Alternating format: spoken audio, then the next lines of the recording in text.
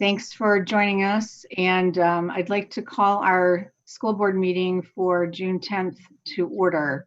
And with that, please stand or sit as it's appropriate for the pledge.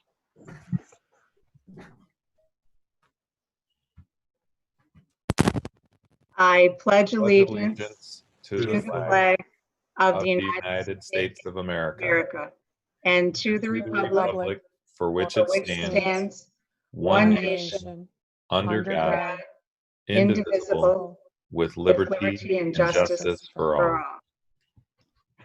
Thank you. We'll have to practice that so we can be one of those national Zoom videos that goes viral. Appreciate it. All right, so we have a full house this evening and a full agenda. Everyone should have received a notice from Joanne and I think a follow-up from Ben that we have added some items to the agenda for this evening. Did everybody see that? Just read them. I'm sorry, Mike. I said I just read them. Okay, thank you. Hi, Chuck. Okay, so with that, we do have a consent agenda, and it includes meeting minutes from our last meeting, the approval of this agenda, the revised agenda, the resignations and retirements, and payment of bills. And unless there's questions, I would entertain a motion to approve. So moved. So moved. Mike and Jessica, any comments or questions? Joanne, I'm going to call on you a lot tonight to do roll call. I'm sorry.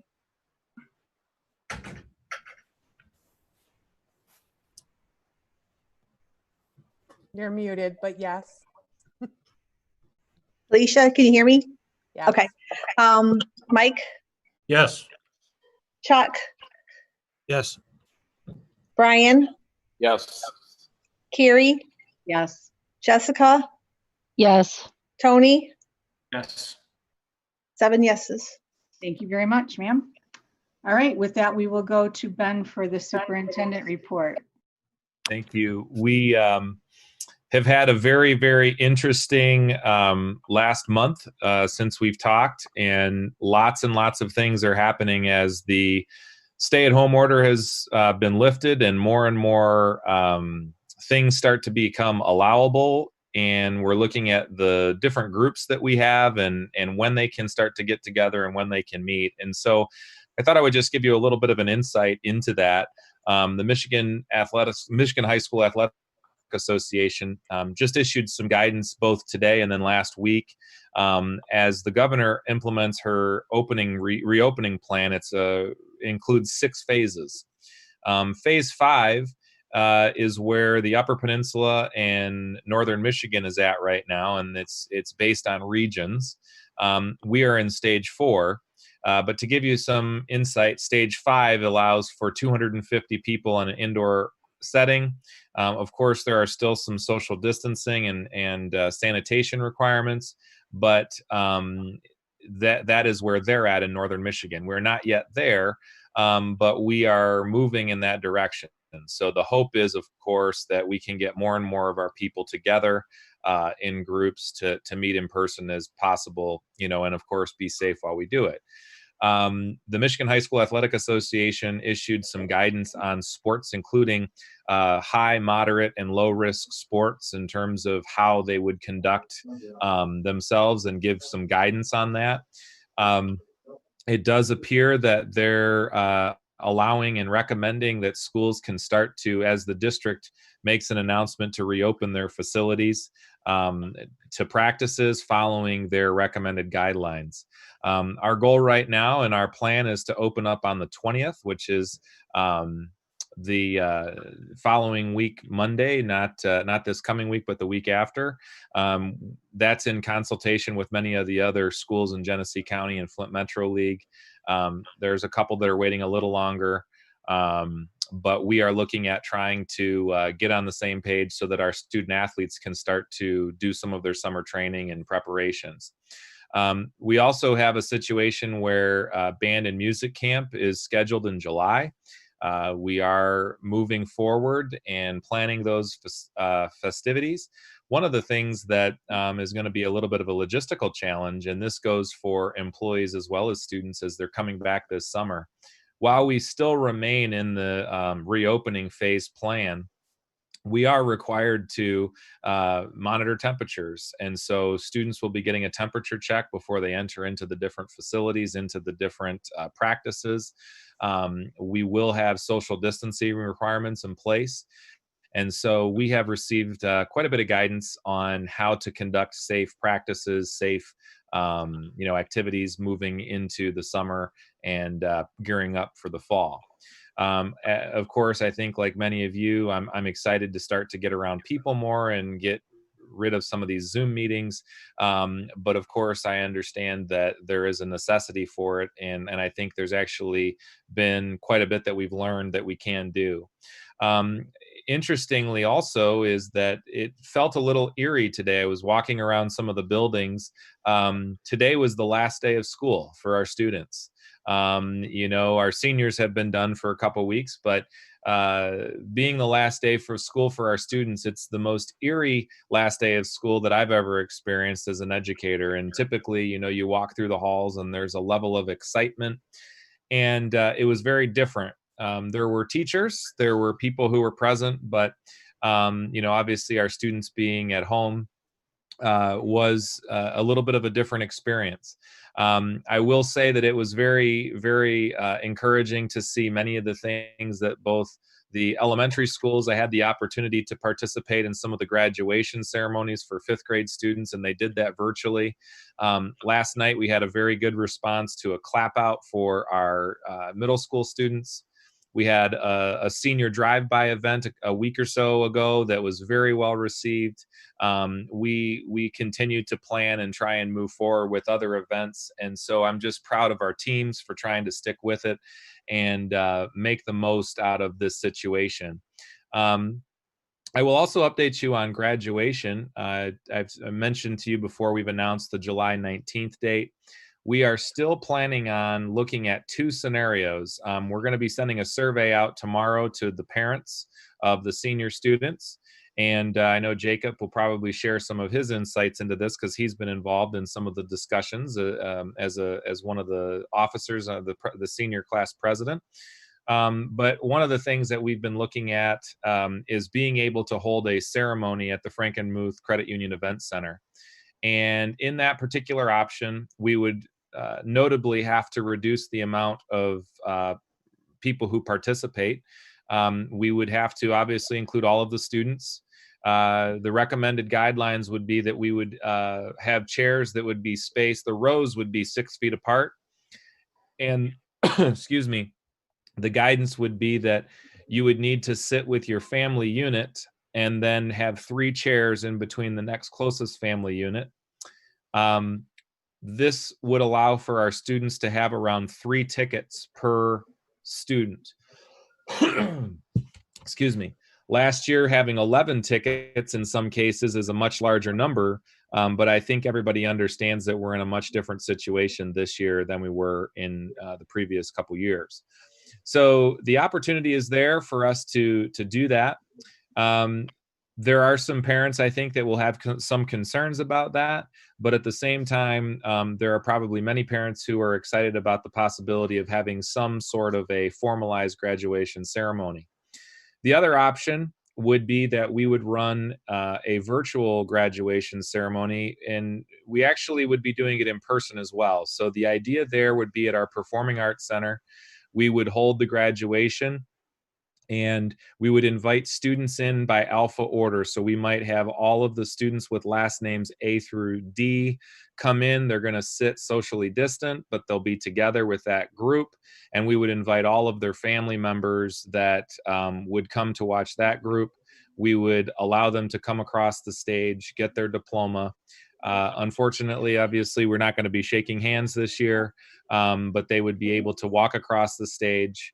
We would video the entire event. And so over the course of the time that we would have the speeches from the students and the student officers, we would have all of those things.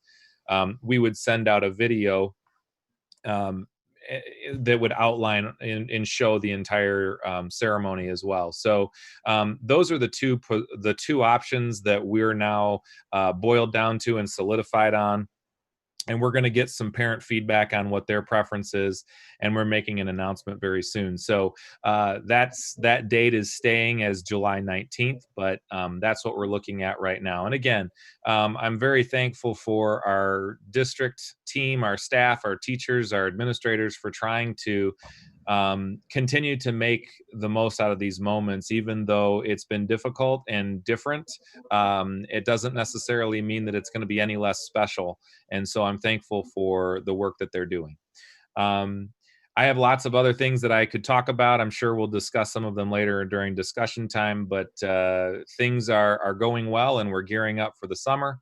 One thing I will say is that our central office is pretty spread out, and we're going to be making the announcement this week that we will be opening up to regular office hours. And when I say regular office hours, it's going to be from 9 to 2 for the public. We are going to be there for more than that, but we're keeping our public office hours condensed, and we're going to be asking people to wear masks and those types of things as they enter into the building. Our office is going to be at the Cage, and so we'll have that open Monday through Thursday from 9 to 2 starting next week. So more information that will be posted and will come on that. If you have any questions, as always feel free to let me know. Thanks, Ben. Any questions for Ben? Okay. All right. Now we have an update from Jacob. Thank you very much. I don't have a whole lot this evening. First of all, I will thank Mr. Meinke and everyone in administration for their work with our events, and it's very exciting to hear that insight about the possibilities for our graduation. So thank you very much. And like he did mention, we have a team that's been meeting now weekly to figure out what we're doing with our senior activities, and that includes the senior class officers, the principal of the high school, a couple of the secretaries there, which also happen to be parent sponsors for the junior class because they're in some ways roped into this as well, and also our teacher sponsors.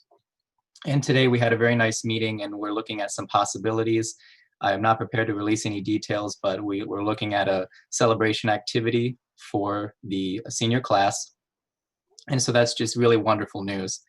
And also I will report that, as you probably know, at this point, really, I'm acting as a bridge until we can find our next representative, and that is very close to being underway. As I understand it, they're going to be releasing the application in the high school newsletter, which I anticipate will come out in the coming days, and then that person, along with the alternate, could be seated by July. And so I'm very hopeful for that. And that's all I have for you today. Thank you. Thanks, Jacob. Any questions for Jacob?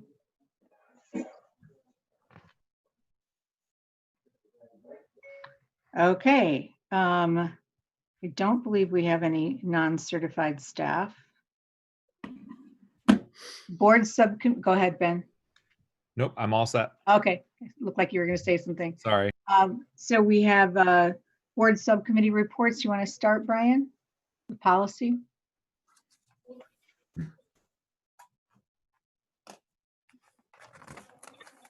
You're muted, Brian.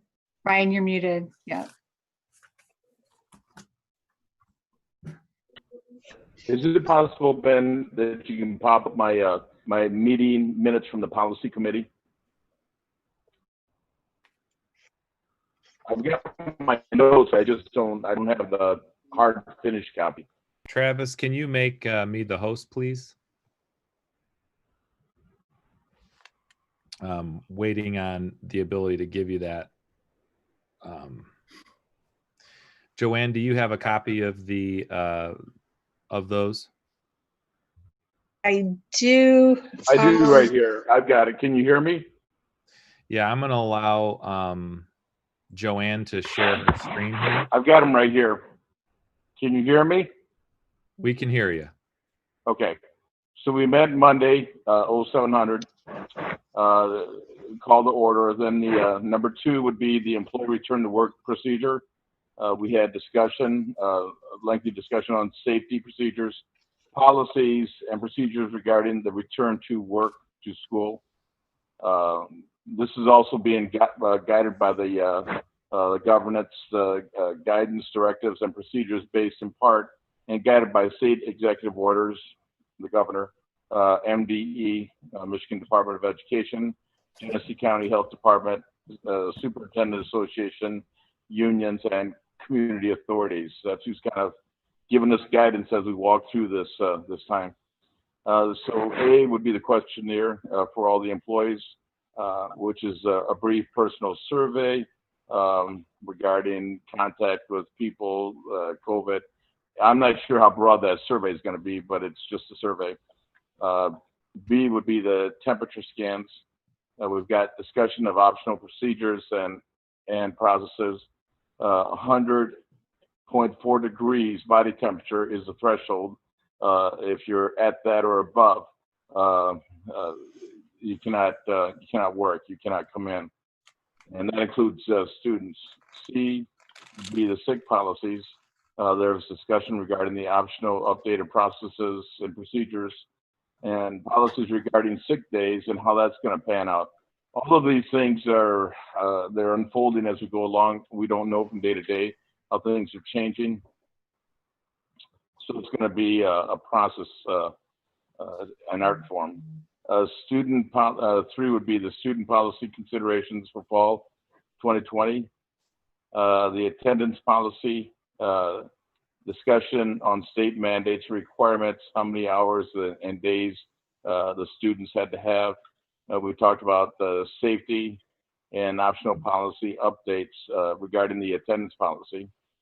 B, the temperature scans of students. That's going to be we had an extensive discussion regarding the logistics, the safety. We talked about busing, transportation, and the policies and procedures and process updates that may be required for all students. It was quite a logistic nightmare, actually, the way it was looking. 4, we talked about the student handbooks. The administrators are going to meet later this month in June, and from that we'll have recommendations, board recommendations will follow. 5 was work from home and office hours discussion. That's going to be another process ongoing, flexible procedures unfolding as needed.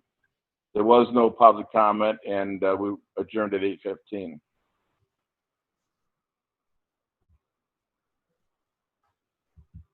Thanks, Brian. Any questions for Brian? Okay. We did have our academic achievement meeting on Monday morning as well. Rod and Ben gave us a summer school update. And although a lot of work had been done on summer school, it's now going to be a virtual offering for 3rd through 8th graders. Parents received a link that's due back to the school for registration on June 19. Michelle Bealby will support the distribution of hands-on materials, and high school students will continue to have an opportunity for credit recovery if they need it. We also got an update on Canvas, which is the learning management platform, system platform. And that is being, was reviewed by a large group. I think it's 20 people. Is it 20 folks, Ben, that are on that group? Yes. Yes. And PowerSchool will remain in place because that is the student information system, and there'll be some transferability of grades from the learning management system to the student system, as I understand it. Approximate fees per student would total about $20,000 for a year's worth of Canvas. For fall learning, Ben updated us on the survey that was sent to parents. Similar distribution, I think, to what we had previously, about 60% face-to-face, 10% completely virtual or online, and then about 30% a blended or hybrid approach. And teachers were also surveyed, and there was a similar alignment in their preference for teaching modality. You have a work group that's looking at staffing, and I guess we'll continue to get updates on that as they occur. No public comment. Any questions? Yeah, I think I would just like to reiterate it was important for probably everybody to know the survey results were pretty conclusive that the vast majority of our parents want to come back to face-to-face instruction. And the nice thing about that is that mirrors our results from our teachers, that the vast majority of them would like to come back and teach in person. And so we are planning for scenarios such as that. However, I think it would be important for us to recognize the fact that some of these decisions might be made for us. And so we're continuing to plan and make arrangements, but we're also constantly monitoring the guidance that we get from all of the different state stakeholders. And so it's possible that whatever we come up with, we will have to make a bit of an adjustment for. And I feel confident we'll be able to do that. But that is something that's up in the air as of this point. Thanks, Ben. Did I miss anything? Rod, did I miss anything? No, you didn't miss anything. I just wanted to update you that after 5 days of the link being out there, we already have 45 signups. So we got another week and a half to go. So we're excited to be able to help in the format that is available to us. Great. Thank you for that. Okay, I think Mike, you're up for finance. Okay. Since the last board meeting, we've had 2 meetings, so this is going to be a double report. A Zoom combined finance and building and site meeting workshop was held on Wednesday, the 27th. There was extensive discussion regarding the COVID-19 crisis effect on both the 1920 and the 2021 budgets and the need for deep cuts to be made. And those included projected loss of 50 students, a projected deficit of $3,673,598, concessions across the board. Once direction is received from the state, there will be less than a month to make cuts. And that time is getting short. We discussed a 14-item list of possible cuts. We discussed the elementary delivery model, which is east and west, lower K2 to upper 3-5, and we'll be hearing more about that tonight. There was no public comment. The next meeting was set for 6/8/20 this Monday, and we adjourned at 10:49. The Finance Committee did meet again on June 8th at 9:17. There was continued extensive discussion regarding the COVID-19 crisis effect on both budgets, 1920 and 2021, and the need for the cuts. There will be no summer staffing of the Little Dragons Learning Center. There's a need to purchase a vehicle for the new custodial supervisor position. There are funds in the current budget for this purchase. And if it's approved, and I think it's on the agenda. Regarding bids, there's a roof bid at Morris that will be discussed later in this meeting, and the middle school bids. I can't tell you when they're going out because at the bond committee meeting, the weather didn't cooperate, and I got about 10% of that meeting. Then the next scheduled meeting is July 13th at 9 a.m. However, it is anticipated that a combined meeting again will be announced for Monday, June 24th, prior to the June 24th board meeting. That's not in cement yet, and I'm sure Ben will let us know. We adjourned at 10:01 a.m. Any questions? Thanks, Mike. You're welcome. Appreciate it. Chuck, I think you're up for building and site. Okay, can everybody hear me okay? Yes. Okay, good. Building and site, we had a meeting on June 8th, 2020. It started at about 4:08 p.m. People that were present were Ben, myself, Jessica, Tony, Brian, Rod Hetherington, RC, Travers, Mike, and I believe I didn't see Jacob there, but his screen was on. And there was a person from the audience named Larry.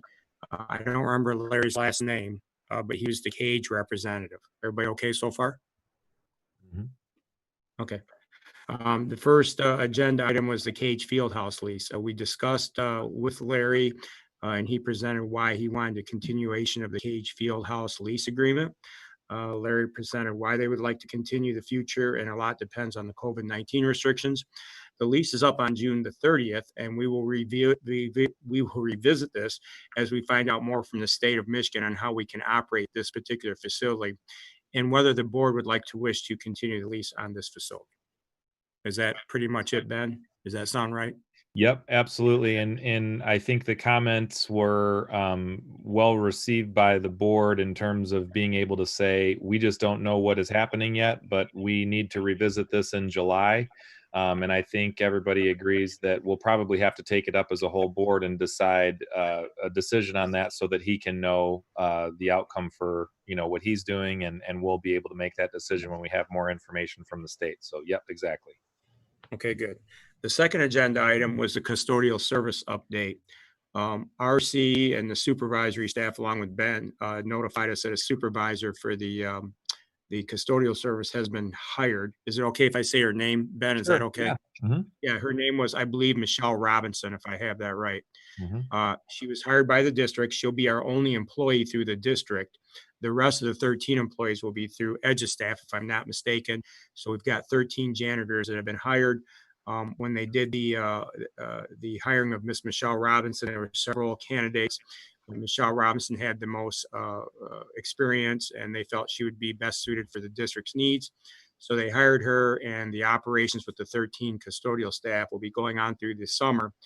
And of course, with state guidelines due to COVID-19, we will be, my assumption was that we were going to be hiring more custodial as fall approaches, and we know what's going on with the state of Michigan and how many buildings we can open or not open and how many students we'd have. Anybody can add anything that they would like if that's not quite correct. Is that good? Okay. The next agenda item was a custodial supervisory vehicle. Mike Ahern broached this just briefly on the finance thing. I guess we didn't plan it, or we didn't foresee this, but with a supervisor of a janitorial personnel, she may need a transport vehicle to transport cleaning supplies, inspection equipment, kind of drive around to all the school grounds to check on all the other custodial staff. So they needed a small, I guess it was called a Sprinter van. RC had located one instead of buying a new one. He would like to purchase that for a price of $10,000. This van will only be used, obviously, by personnel, mostly her. It won't be taken home, and it's just for her to deliver goods, materials, cleaning supplies, and check on the janitorial staff between the several buildings. I think it was well within the budget from what we said. And it doesn't increase the budget or modify it at all, and the money was already there. Is that correct? That's correct.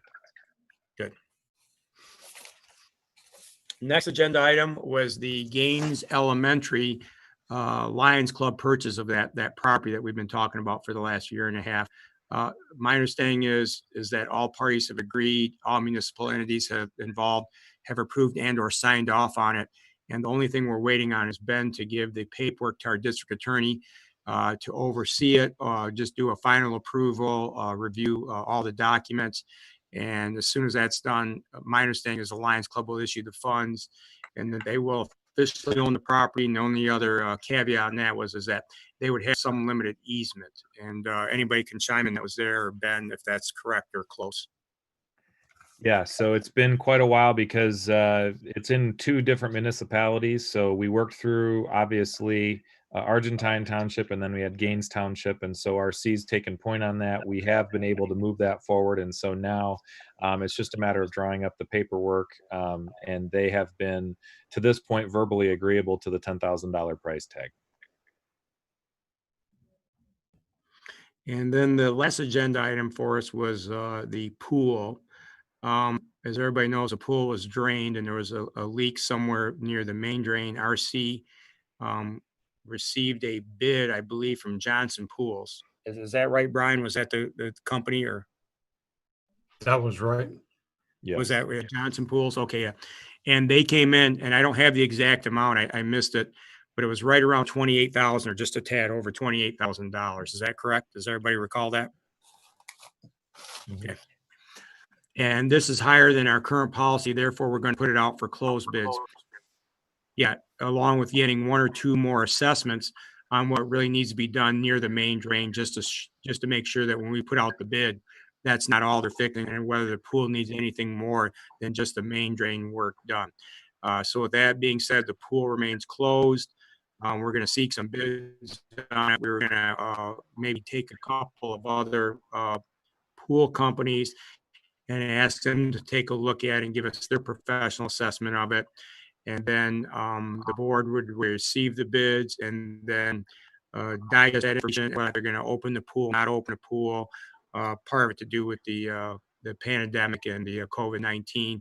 And if we had any funding that could be provided for that, depending if the state cuts our bids or cuts our funds anymore. Does that kind of sum it up for that pool? Yeah, I also would just add that I talked with the athletic director, Mr. Suhanik, yesterday, and he is reaching out to Flushing. We have a cooperative with them, and they're going to be discussing the possibility of whether they would have any interest in sharing in the cost of repairs. Correct. I stand corrected. You're right. I do recall that in the conversation about the Flush maybe kicking in some monies. And then other than that, there was no public comment except for Larry as the cage representative, who gave his comments basically at the beginning of the meeting. And we closed the meeting at approximately 5:08 p.m.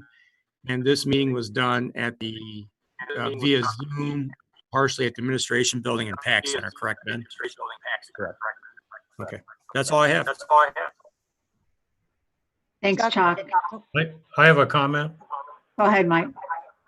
I made a statement or a report. It's a financial report at that meeting, and I want to repeat it for the two board members that weren't there.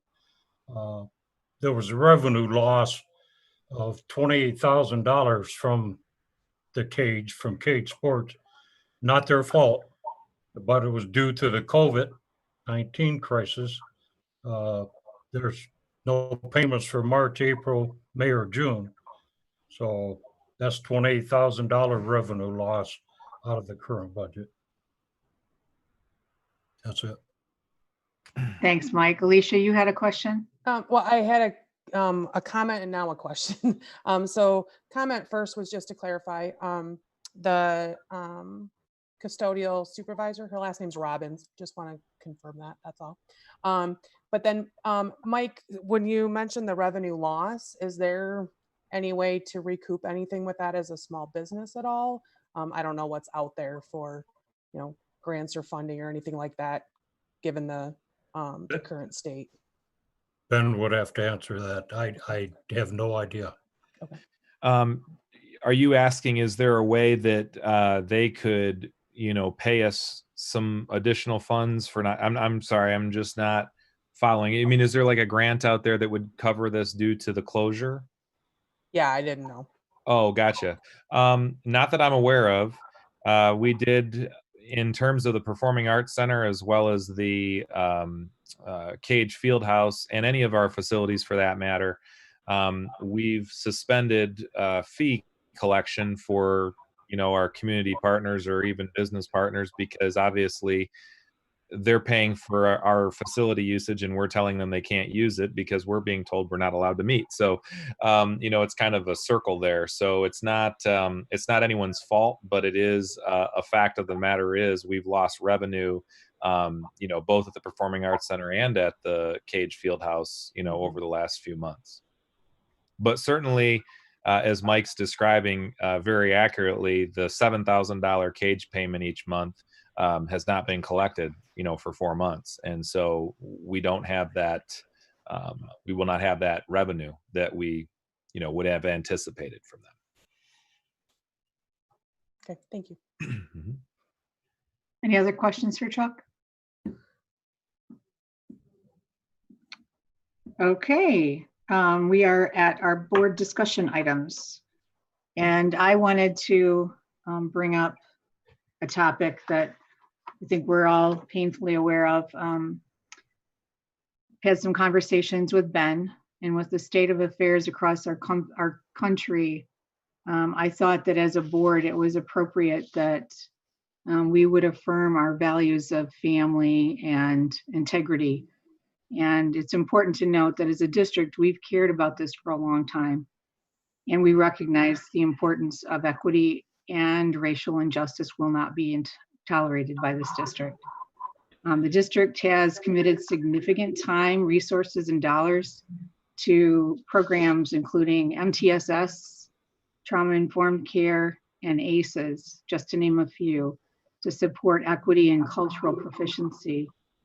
And as a district, we need to continue to improve and grow, and we can always, all of us can continue to learn.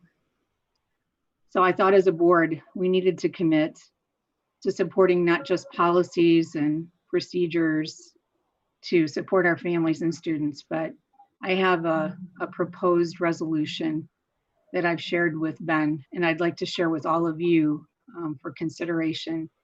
And if you're in agreement or if we need to make changes, we can, but there's a place on our agenda under action items where we could then adopt this resolution. Ben, I don't know if I sent it back.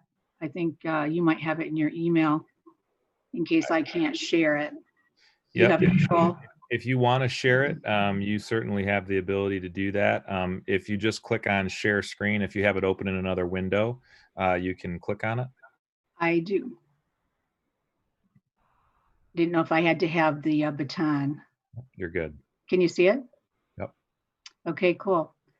So I guess the best way to do this is just to read it out loud, and then I would welcome discussion, feedback, comments. Sure that we have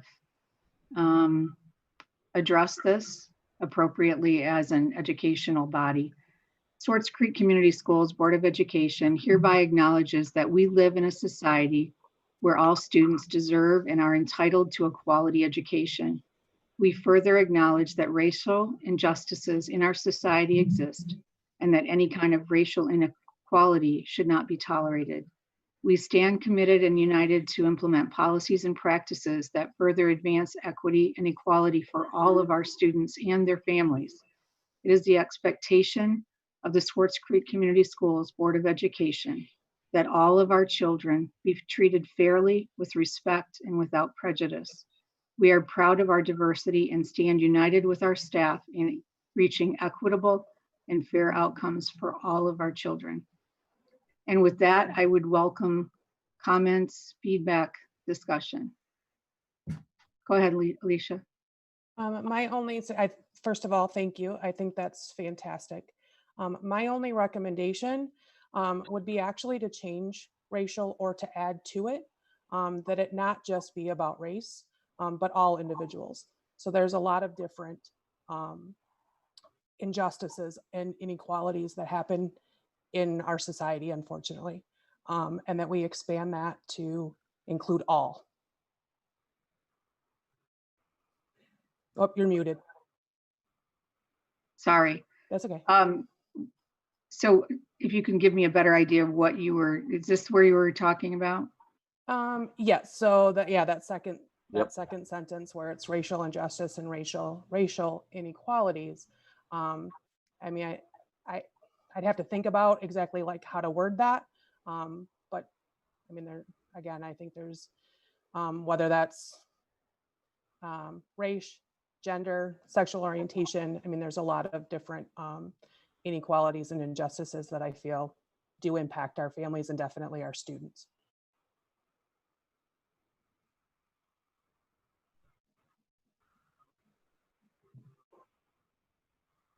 To acknowledge what's going on, number one, thank you. Number two, does it make sense for us to make that sentence? We further acknowledge that racial injustices in our society exist, and that any kind of inequality should not be tolerated. Does it? to impart acknowledging part of the racial component that I think needs to be addressed, but also then all the other inequalities. If we to take the adjective before the inequality out. Does that make sense? And then secondly, and this might take a little more thought because I'm not quite certain the verbiage, but not only do I think is it important for us to acknowledge equality for our students, also for our staff.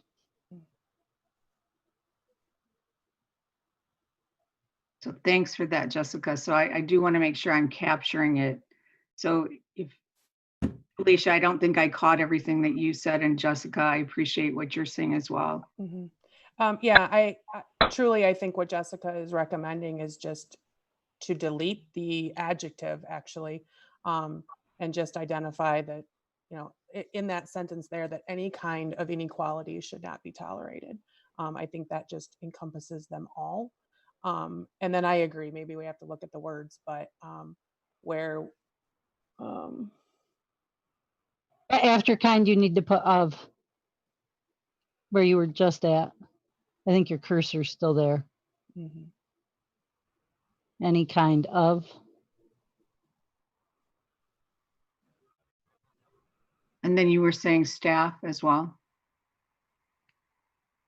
I did at one point. I think it's the next sentence where it starts with, it is the expectation of the Swartz Creek Community Schools Board of Education. I almost feel like we should say that our community be treated fairly, with respect and without prejudice. Our goal is to treat our parents, our staff, and our students. So I think it's everybody. As I far would as agree with that. How we act. Maybe right there, could it be that all of our children, comma, families, comma, and staff be treated fairly, with respect and without prejudice?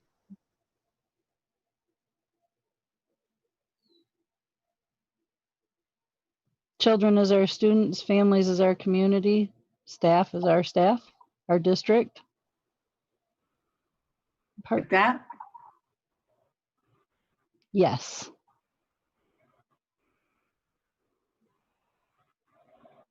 I like it.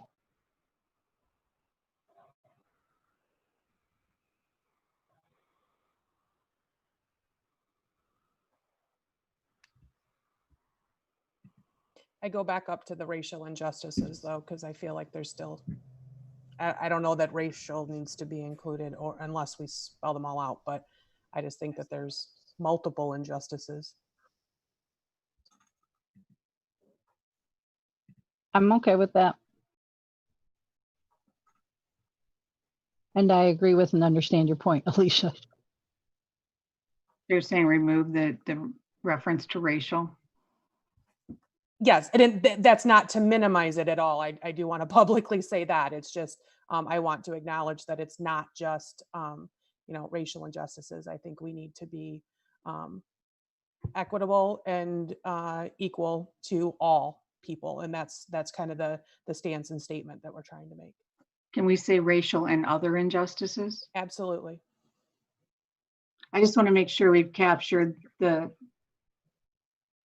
current environment, but I understand what you're saying. Yep. And I agree. Anything else? Anyone else that has any comments?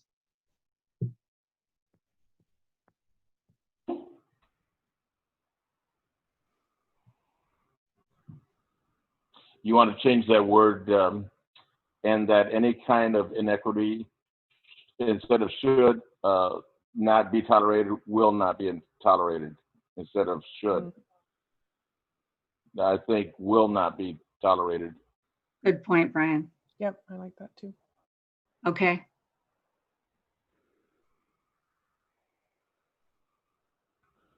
Ben, did you want to make any comments?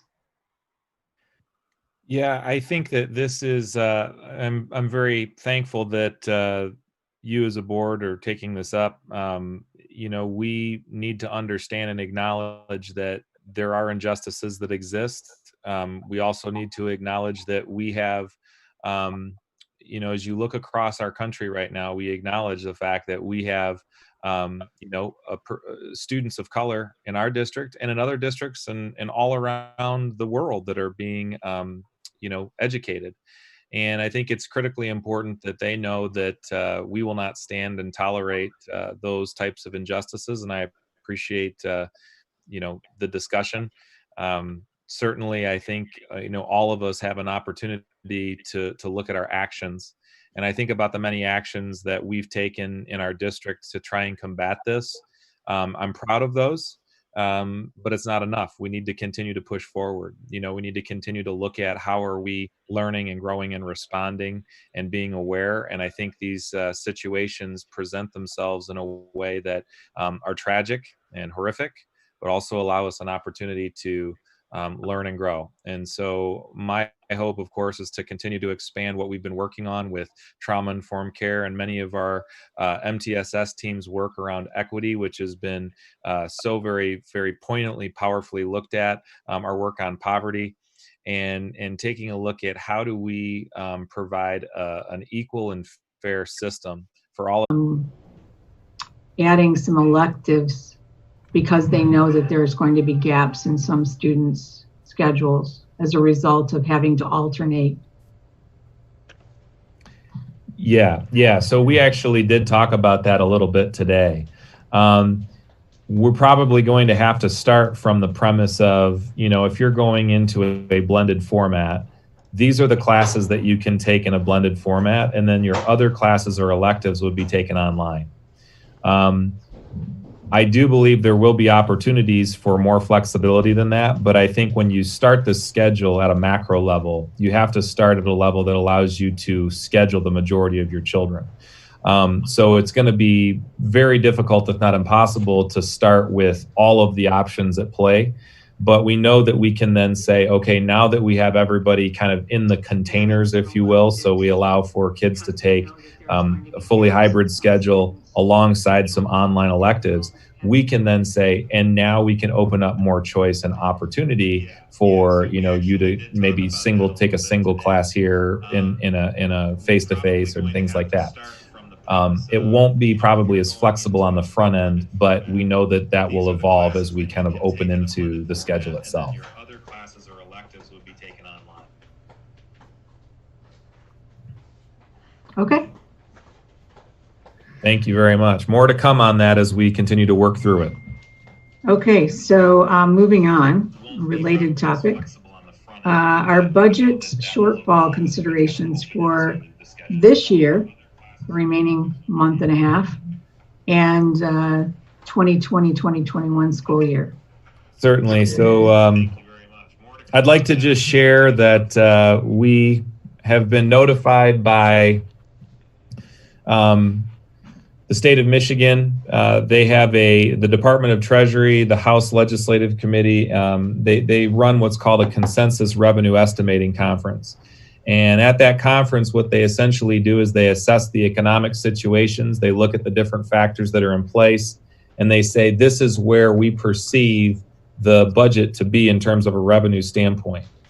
I don't think it's any secret that when you shut the economy down for 2 to 3 months, you're going to have a significant shortfall. Just how much of a shortfall, we weren't sure. But in May, they had the revenue estimating conference, and they announced that we would be looking at around a $1 billion shortfall in the school aid fund for this year, 1920, as well as a $1 billion shortfall in the year 2021. That equates to about $1,000 per student across the district.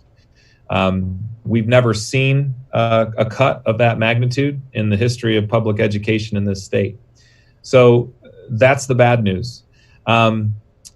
However, there are some potential indicators that show some light at the end of the tunnel. What I would say is that right now, we're being told that there is a 30-day clock that has to start, and that is when the Department of Treasury lets the legislature know that you are out of money.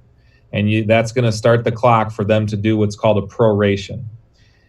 We've been advised that there will be a proration, but even though that deadline is June 30th, which is less than 30 days, the Treasury Department has not notified Congress as of yet.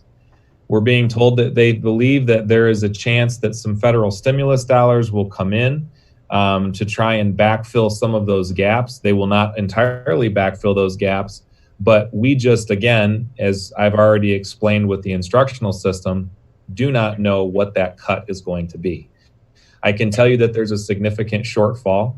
Many of the associations across the state are recommending that you look at over the course of 2 years. They're projecting possibly a $700 per student cut.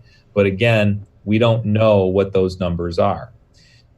Making a proration is very difficult because what that means is at this point in our year, in our budget cycle, we've expensed the majority of our budget.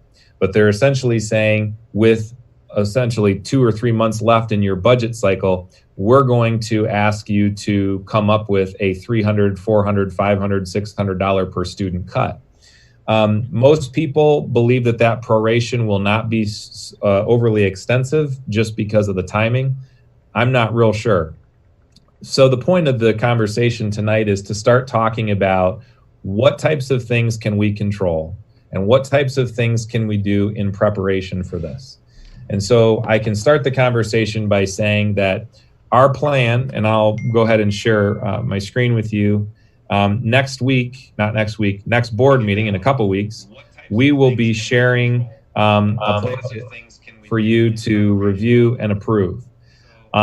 When we present the budget to you, we will be presenting at the time a proration of $300 in the current fiscal year.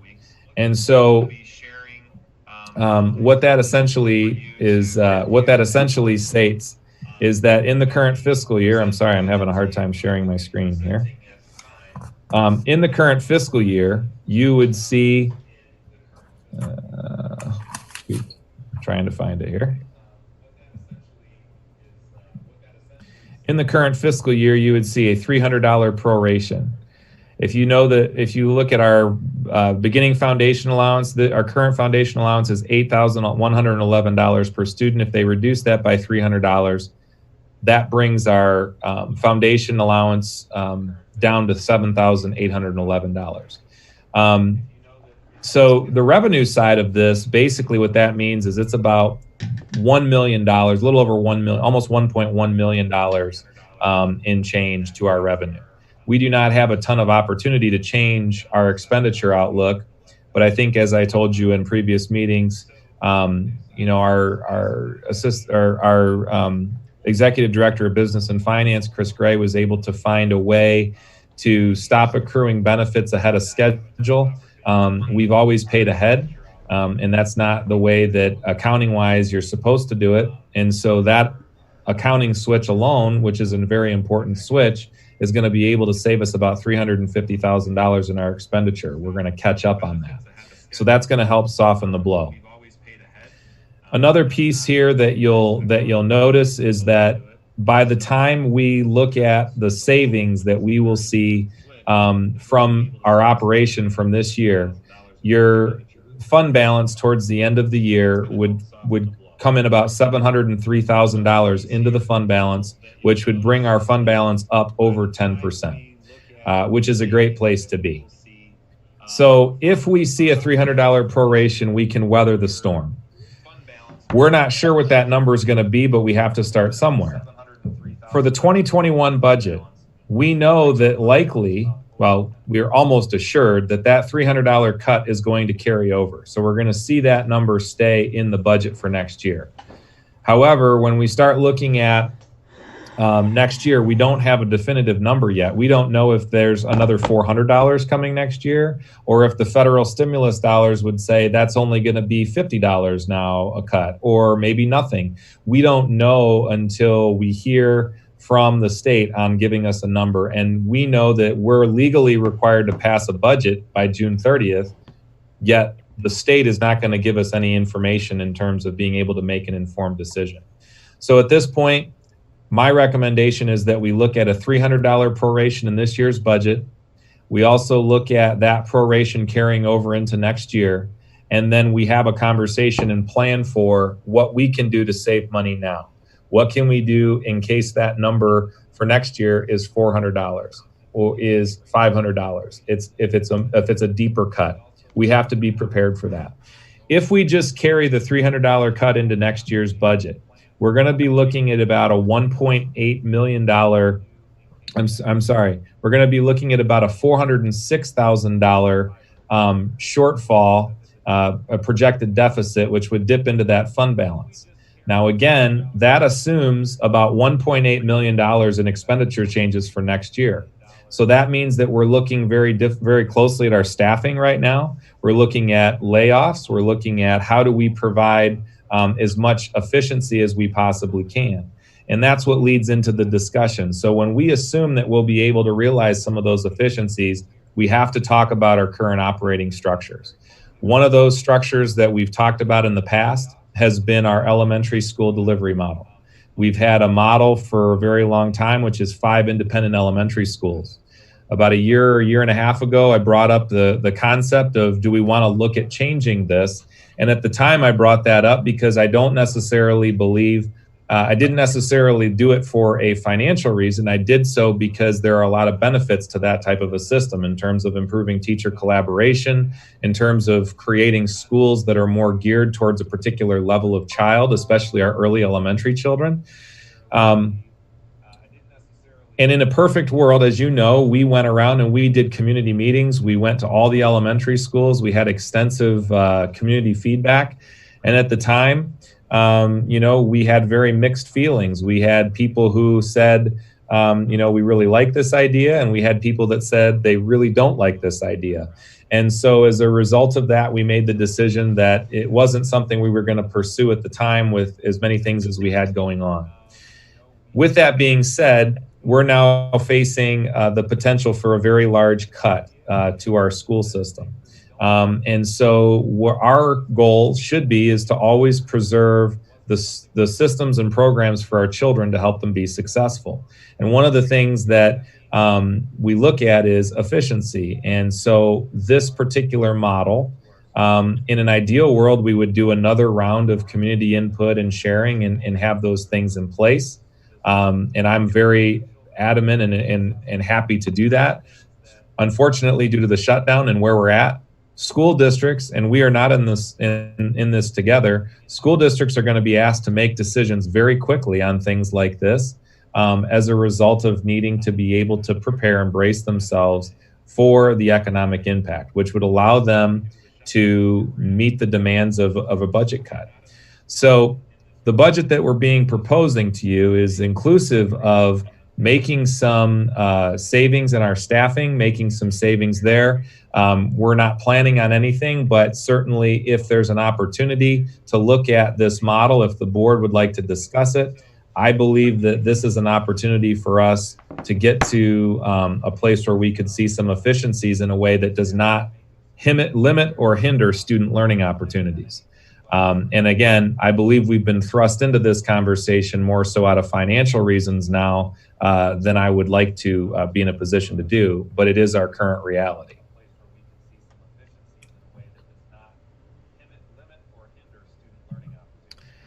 I don't know if any of you have questions for me, anything that I might be able to answer. Ben, I do. I have a question, maybe two. Okay. Sure. Yep.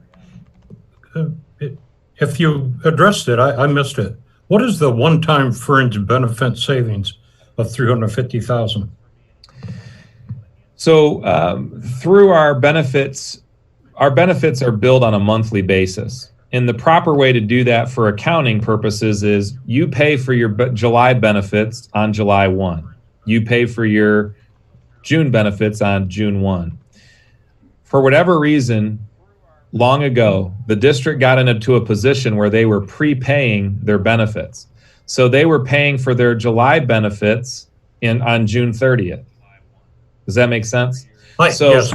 And I'm sorry, I now remember that you did cover that. Sure. Yep.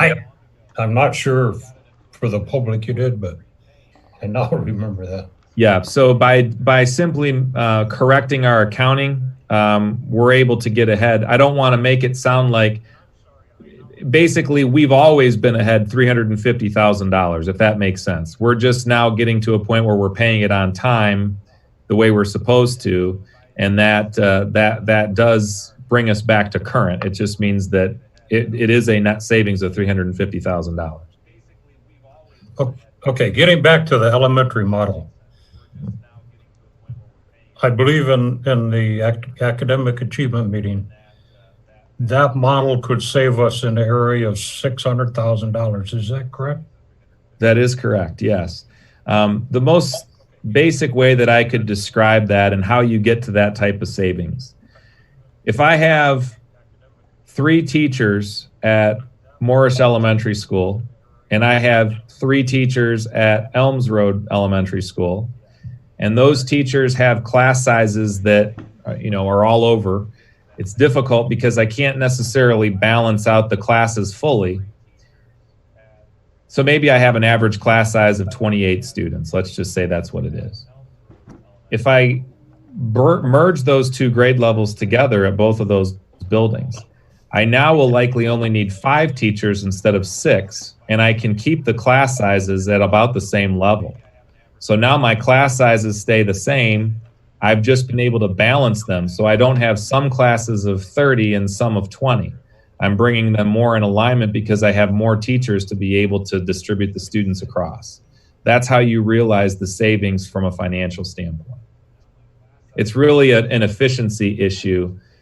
I believe the benefits of the elementary model extend beyond financial. In fact, as I said before, I wasn't really the primary reason that we discussed it in the first place. But as we look at our district and the situation that's before us, I think that there can be a benefit to moving to that model. And certainly right now, we could use any type of financial efficiencies that we can realize.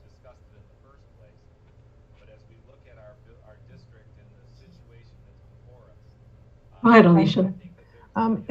Is there any, I know it's difficult to predict when we budget, how the expense of utilizing substitute teachers, but in the event that we have more of a combined structure like that in that elementary model, can we somewhat predict that we would need to utilize substitutes a little bit less because you'd have a cluster of teachers together?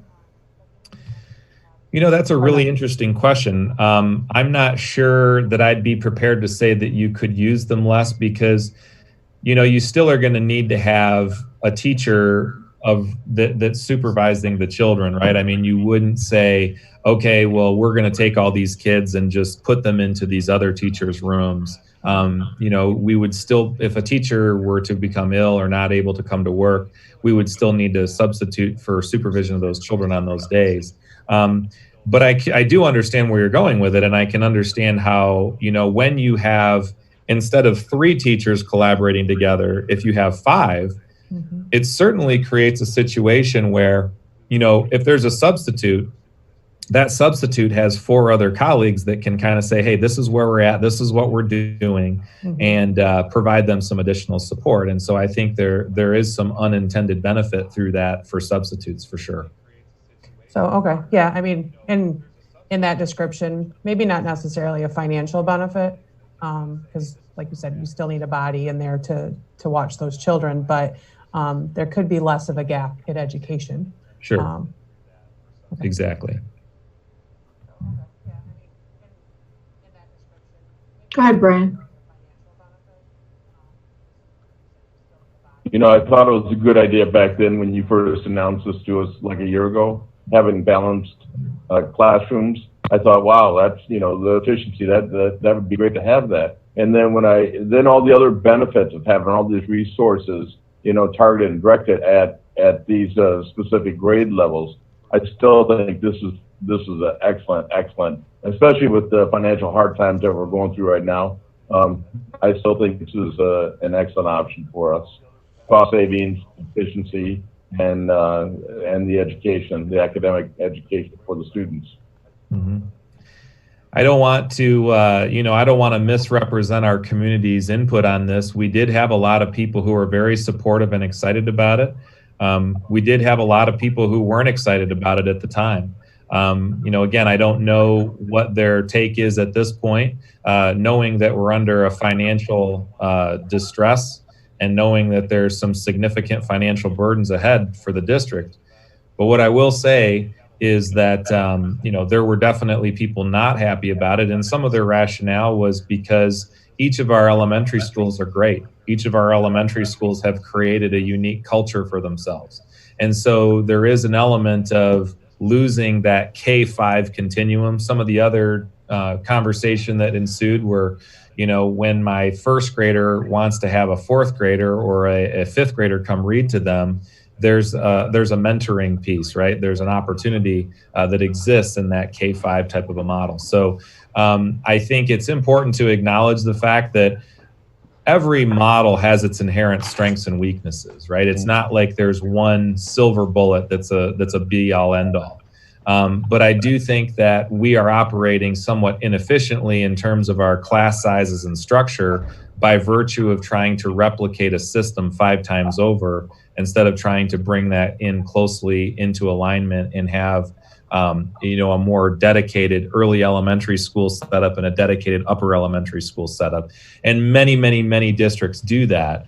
And so there's quite a host of elementaries that do it. And again, you will find people that just love it and people that don't. So I'm trying to represent, all different sides, but I think the financial benefit here from an efficiency standpoint is something that's very important to the district at this time. Well, and I would just like to comment, I think we can all appreciate we have a significant impact to our budget. We have to make huge cuts one way or another to sustain. But if our goal is to make sure that the education delivered and the services and the provisions to our children stay as consistent as possible, if that means we've got to change the way that we used to do things, that's our reality. So I again echo that I think this is a great opportunity to be able to keep the things available to our children, although it means, changing how it's delivered. Okay. Can I ask a couple of questions? Sure.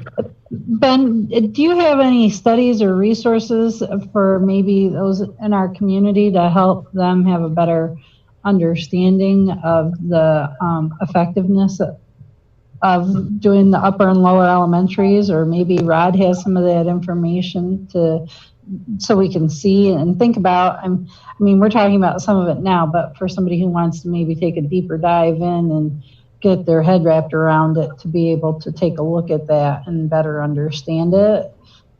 Could we do something like that, post that for the community, or even send it out to us a little bit? Yeah, absolutely. I think that's a great idea. Rod, I know, has done quite a bit of research on it as well. And I believe, Rod, you probably still have some of those articles and could continue to share those with the board. And I think we could share those with families as well. Again, I will say the interesting thing about it is there's not a lot of research in terms of the effectiveness or non-effectiveness of a model breakdown in terms of the delivery structure. You'll find some that will say there's benefits to having a K-5 building, and you'll have people say there's tremendous benefits to having an early and upper L building. And to that, and some of those in like the example that you gave, and I've got 2 more questions related to this, because it seemed like when we were talking about this before that we talked about there would be an opportunity, whether, there are certain days to be able to bring the kids back, the older kids, the 4th or 5th graders, to be able to come back and provide some opportunities to do some mentorship to the lower elementary, correct? So I guess if that's one of the concerns about how can my kids still be engaged with the different age groups, we can make that happen. I think right? So. I don't know that it will satisfy. I think the person that has that concern will probably say, but I want them to have the fully integrated experience with older kids. But I will say we can still provide some of that by having, and I think there are a lot of our administrators who are pretty excited. I know Chuck brought up the idea of reading to the dogs at the Humane Society. And, it was just before we were getting ready to, gear up on that. It was just before the shutdown. So I think like we would take a field trip to read to the Humane Society, there's opportunities for kids to say, hey, I want to go read to some of the younger kids at the other building. And we can create those opportunities for sure. And then I have one more question maybe for you to address, because the other part to that was kind of the transportation, how long it takes to get there and what the driveways are like, and get the flow of traffic. Part of that we are hoping to be able to address this year with construction from the bond, correct? To help alleviate maybe some of that stress or concern about with parents dropping their kids off, correct? Yeah, yep. So Jim from Woolgas is on the call, and I've asked him to talk at our next topic about some of the bond updates. But what I will say about that is there is a pressure being placed on Woolgas right now to try and get these packages awarded and put out, because the elementary schools, they do need to have that site work done, before school starts. We're prioritizing and kind of looking at, okay, what schools are going to need to have it the most first, or even looking at staging things. What if we had to, do something different in, October or September, and what does that look like? So there is a sense of urgency to try and get those packages done. Of course, nobody could have predicted the 2-month, hiatus from construction, but we're actively trying to get that on the books. But in terms of the transportation logistics internally, regardless of the lots themselves, yes, there is a lot of complexity to it. Our transportation department has worked up some models that would be certainly doable to make sure we don't have kids riding buses for an hour and a half or anything crazy like that, but it's going to result in running a few different runs. So when you look at a savings, I'm going to ballpark at, $600,000 to $650,000. You probably have an additional $30,000 to $40,000 of transportation costs, because you're going to have to run a few more runs. So, you have to kind of take all of that into consideration. But it's certainly something that can be done. Ben? Yes. I agree with Jessica's request. I don't have a problem at all with that. If we approve this elementary model, I understand there's a lot of work to be done before September, correct? That is correct. We would need to know soon. We are under, and obviously not tonight. This isn't, I'm not asking you to make a decision tonight, but it is a situation where time is of the essence. We have to prepare for our staffing. We have to prepare for the building routes. We have to gear the buildings up.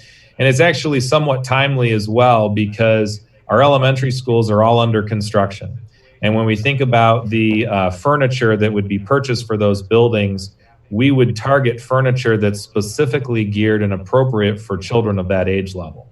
And so that's another piece that we would want to have in consideration, because those purchases happen during the summer with the bond dollars in preparation for the fall. Are you willing to give us the latest date that you would want this decided, so that everybody would know if you want to put your 10 cents in, you need to get it in? Would you be willing to set a date tonight, or that you'd like to have this settled? I mean, my request would be, we have a board meeting on June 26th, would be that you have another discussion and take up the topic. I believe that it's something that we have to decide soon if we're going to maximize the benefits. I will also tell you that we'll probably start to learn more and more over the next month about what those numbers are going to look like, and that could, make an impact on your decision as well. Is the July 15th meeting okay? We will work with whatever the will of the board is, but I will tell you from an operational standpoint, it's going to be very difficult to pull off, if we find out that late. And again, normally we would take 6 months to make a decision like this. But it's one of those things where we're trying to say, what can we do to save money without impacting kids, and in fact, maybe even helping kids. And this is something that, I would look at and say, there's an opportunity there. It's not going to be easy to pull off this quickly, but the further we push it out, if we were to hear in July, it could be very difficult to make that work. You know, again, the board could say at this time we're not going to consider that. That's certainly your decision to make. But just understand we won't be able to realize the savings and the efficiency, you know, for next year's budget, and obviously for the savings that I believe we're going to have to come up with if we wait too long. Okay, I apologize for trying to pin you down, but it doesn't sound like July is going to do it. So it looks like this board needs to make a decision by the end of that June 26th meeting. I would, that would be my recommendation. And you can certainly decide not to take it up or do what it is. I mean, this is your decision to make. My advice would be to move on this soon so that we can do it well. The further behind we get, the more difficult it's going to be for us to deliver a quality product. Okay, I'll step on and say that I support this. I'm not against it. I think we should do it. I think we should do it just because of for one reason, the $600,000. I was, you know, if there's opposition and they want to voice their opinions, now's the time to do it because we need to make a decision.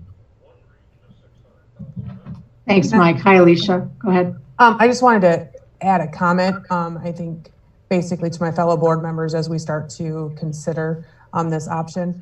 Ben, you've spoken multiple times on the efficiency benefit, the educational benefit. We now have a financial benefit, but I would like to add that there truly is likely a logistic benefit and a health benefit to clumping children of like age groups together. When you have a school that goes from K through 5, you know, how you teach and change practices to a kindergartner is much different than what you have to do for a 5th grader, just because of their developmental level. And you know, what they touch and how they interact and how they move around the building. And in our day that we're in now, that does kind of play a factor too, that you can put some things in place that might be a little bit different in a K through 2 class or school, you know, overall versus a 3 through 5. So I would just add that piece to a lot of our conversation too, that may help some logistics also, and just change some of how we teach and guide those children will be a little bit easier to manage. Not that it's going to be easy, but when you put some practices in place that are kind of building wide, when you've got children of all the same ages, that may prove even more beneficial. Certainly, yeah. And as you think about even our social emotional services that we provide children, there's a whole lot of training that occurs in kindergarten through 2nd grade. You know, from how do I interact with other humans to how do I get in a line to, you know, how do I sit still? You know, all of those things. And when you can concentrate your efforts, there is a huge benefit, like you're describing, to be able to say we can provide supports to kids in that way. And then certainly as they look at growing themselves up into getting ready to go into middle school, we can provide those strategies and structures for kids that, you know, are age appropriate instead of trying to spread ourselves too thin across 5 different grade levels or 6 different grade levels, really. That's a really good point, Alicia. I hadn't even thought of that, but you're right. And we'll have to be mindful of it for quite a while. Anybody else? Travis, I don't know if you're right there. Tony has lost his internet connection at home. He may be contacting you to be reconnected in the parking lot at the high school.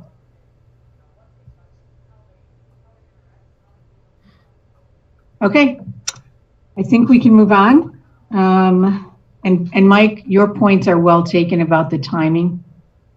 I know we have a budget that has to be approved, and we have all of the other logistics that go along with any kind of changes to that magnitude. So folks should be thinking about that. Going forward, we have our bond item discussion, 3 topics.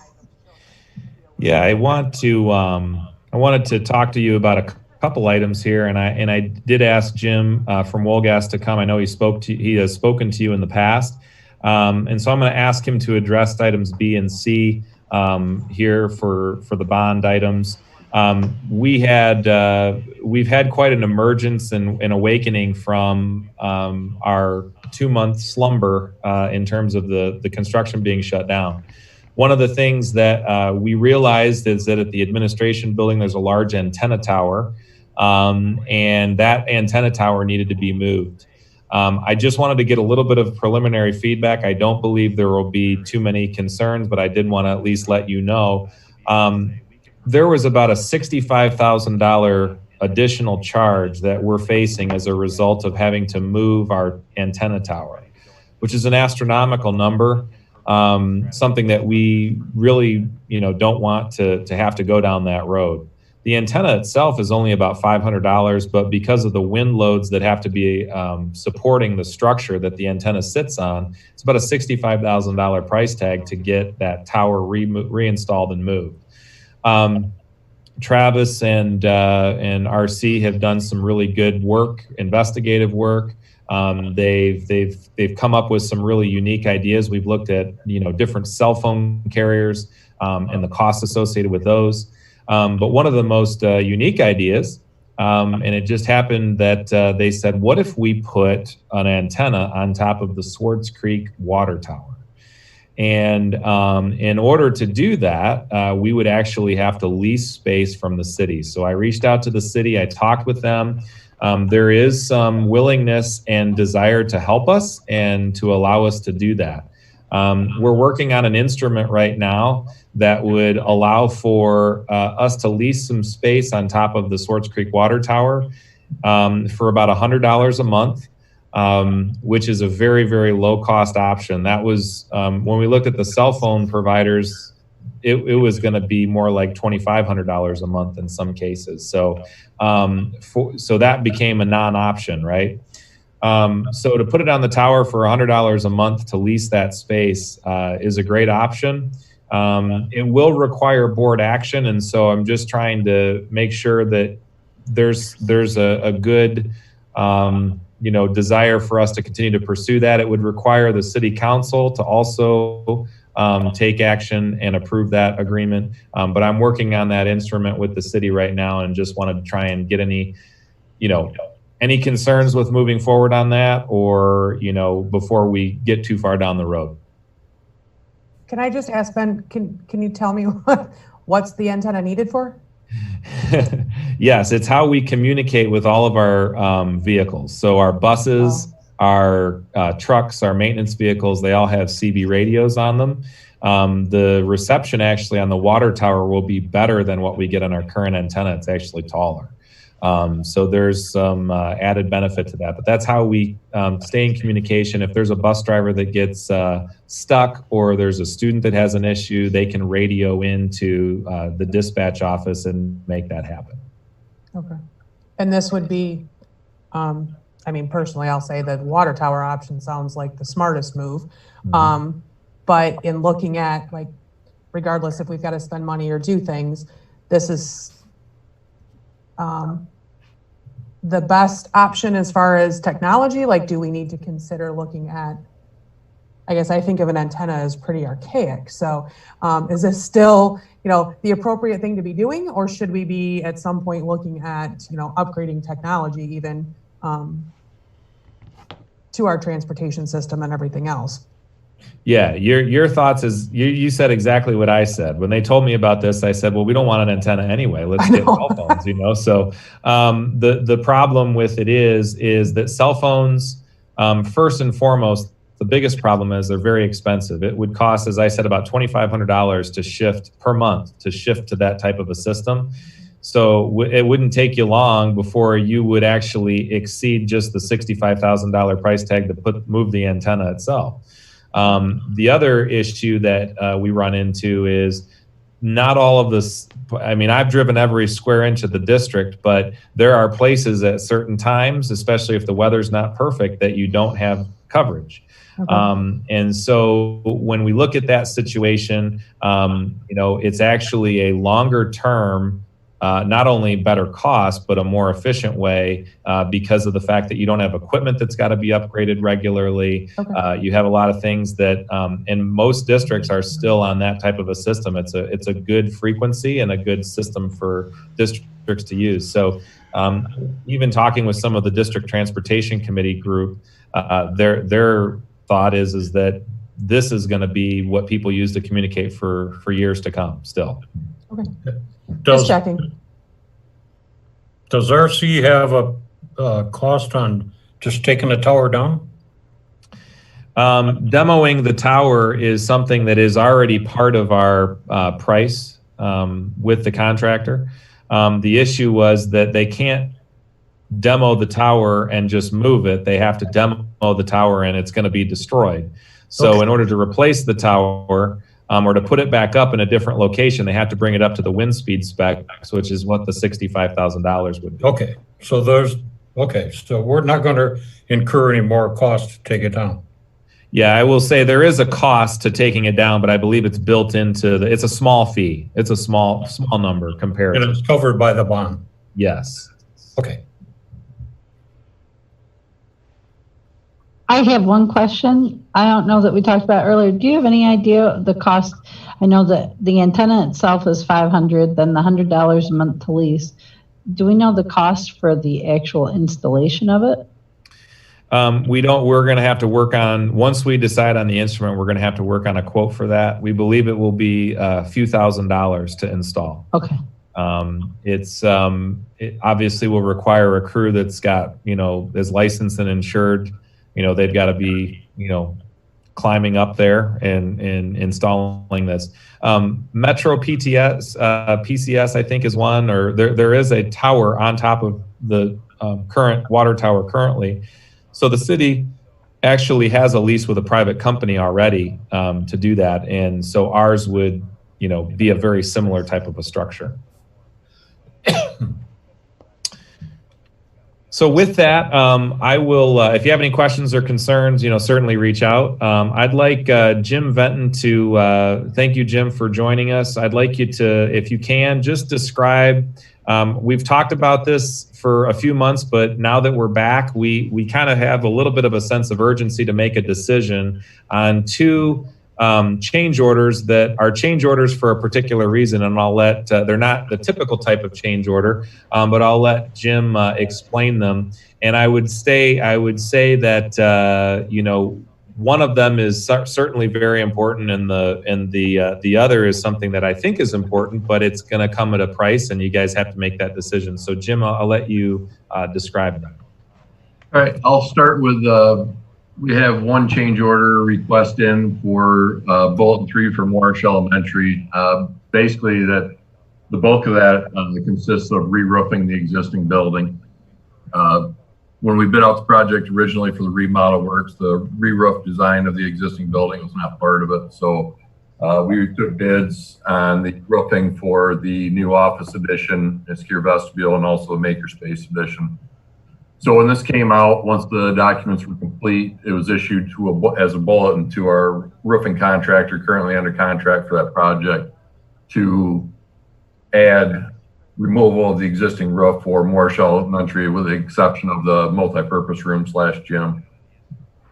So the pricing came back at $268,092.20, which includes a small credit for another miscellaneous mechanical demolition item, which was a few hundred or $400 or so. But the bulk of it is the re-roof for the project. Tri-County Roofing gave us a proposal on it. It works out to about $8 a square foot to remove the existing roof, install a new roof, and new edge metal, which is really quite a good price. $8 a square foot. Typically, we would expect to see somewhere around the $11 range for that. So that is a good price. And based on the condition of the roof, we do recommend that you proceed with that, particularly with the fact that we're doing remodel work underneath the existing building. You know, we'd hate to see water damage in the existing roof on the new finishes below.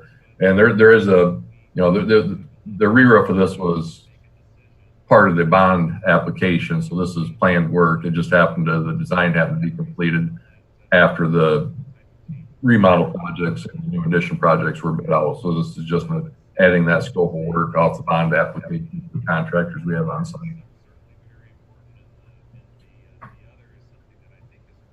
Any questions on that?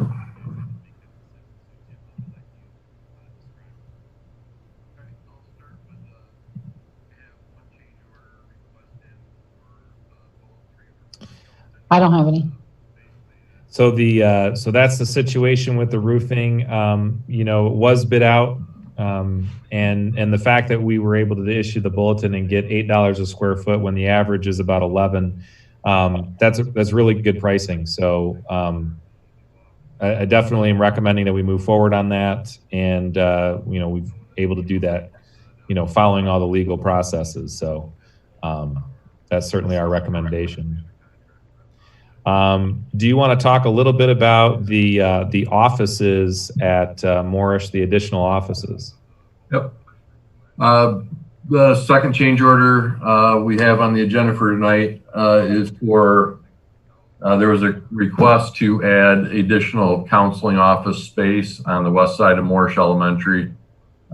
It includes demolition of the existing brick and storefront. We're in the location of the new addition. Then it's construction of a new counseling office, which includes a new office testing area, a couple of counselors' office, and then a corridor through it to the exterior, and also some remodel work to the existing counseling office. And then there's some associated site work for obviously foundation excavation, some sidewalk removal and replacement to reconfigure the sidewalk, match up to the new addition. Same thing, that was issued to us as a bulletin. We issued that to the contractors that we have currently under contract for the Morrish additions remodel work. And so this is the pricing that we received from them to perform that work. As Ben said, this is not something you have to do. So this is a choice for you, whether or not you want to make it. We're not recommending one way or the other. That's purely a decision for you guys if you want to proceed with that work for the cost. I would just, for context, let you know that Morrish Elementary School is our largest elementary school building. And of our 3 large elementary schools between Morrish, Elms, and Deek, both Deek and Elms have some extra offices that account for social workers, speech pathologists, some of our ancillary special education staff, and school psychologists. They utilize those spaces in Elms and at Deek. Morrish does not have that space. So for whatever reason, when the buildings were constructed, that was left off of Morrish. So this would be somewhat correcting the problems of the past and giving Morrish the opportunity to have those offices, which they do need. But you know, certainly that would have to be a decision that's in your court if you want to move forward. Do you have any questions for Jim on either of those? I have a question for you, Ben. Sure. Is that 289,000? Is that within the Morrish bond budget? Come out of the contingency money. It will likely come out of contingency. We were roughly $2 million below budget on our elementary school bid packages. So a lot of that money went into the middle school and high school projects as well as the contingency. And so we would probably use contingency for that, which to this point we've barely touched. So we've been very fortunate. I'm knocking on wood here. Right. So Ben, just so I understand, it says addition with new office, testing area, 2 counselor offices. Yeah, it's the way that the construction team put that together. In Deke, they use them as counselor offices. But really what it is it's our ancillary staff, like our social workers and our speech pathologists, so that they have a place for the children to go. Right now, currently, Morris was loving having the extra trailer because it was, an opportunity for those kids and the teachers to have, and the ancillary staff to have a place to go. They do not have that trailer there anymore, and then obviously do not have. They also do then not have the space to meet in their traditional school building. So now is an opportunity to do that. So. The question really I think that you have to make is, this is something that would be very beneficial for the building. All the other 2 elementary schools that are their size have it. But the other question would be, if you were to say, well, let's hold off on this, it will be significantly more expensive because we'd have to bring crews back out. There is an advantage in doing it now while you already have people mobilized. So kind of an unrelated question. During COVID, these ancillary staff, like a speech pathologist, have they been providing services to students that need it through teleservices? Yes, they have. In some cases, we even had, for some of our older kids, we had some of our social workers going in with masks and safety, PPE, parking outside in their cars, and just the kids would sit on the porch and they would talk, 20 feet away.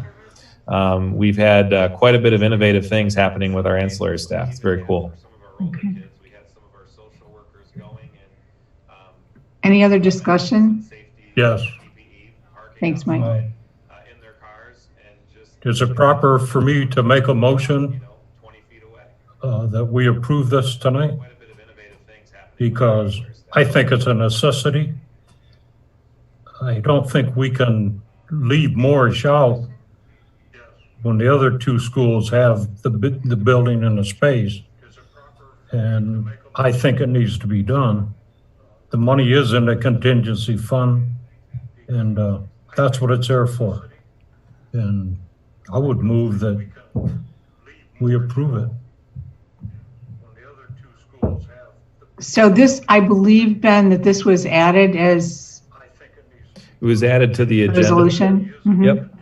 Okay. So it would be an opportunity for you to take a roll call vote on it tonight. Okay. But thanks, Mike. So we'll look for your voice. Pardon? Okay. Anything else for Jim? Do you want me to give any update on the middle school or anything, Ben? I think it would be good just to say, maybe you can just let the board know anticipated time for construction starting, bidding, and that for the middle school, and maybe what we can see in terms of completion times for the stadium and elementaries as well. Okay. As far as the middle school goes, we have bid documents. They're going to be out on the street for bids tomorrow morning. We're ready to go right now. We'll go out for bids first thing in the morning. We're looking at receiving bids on them on July 2nd and bringing our award recommendations to the July 15th board meeting. And that project includes the renovation of the existing building, the addition of the office area, and also the STEM classroom addition. And it also includes the parking lot rework. So that includes the reconstruction of your parking lot and storm sewer and stuff to support the new space.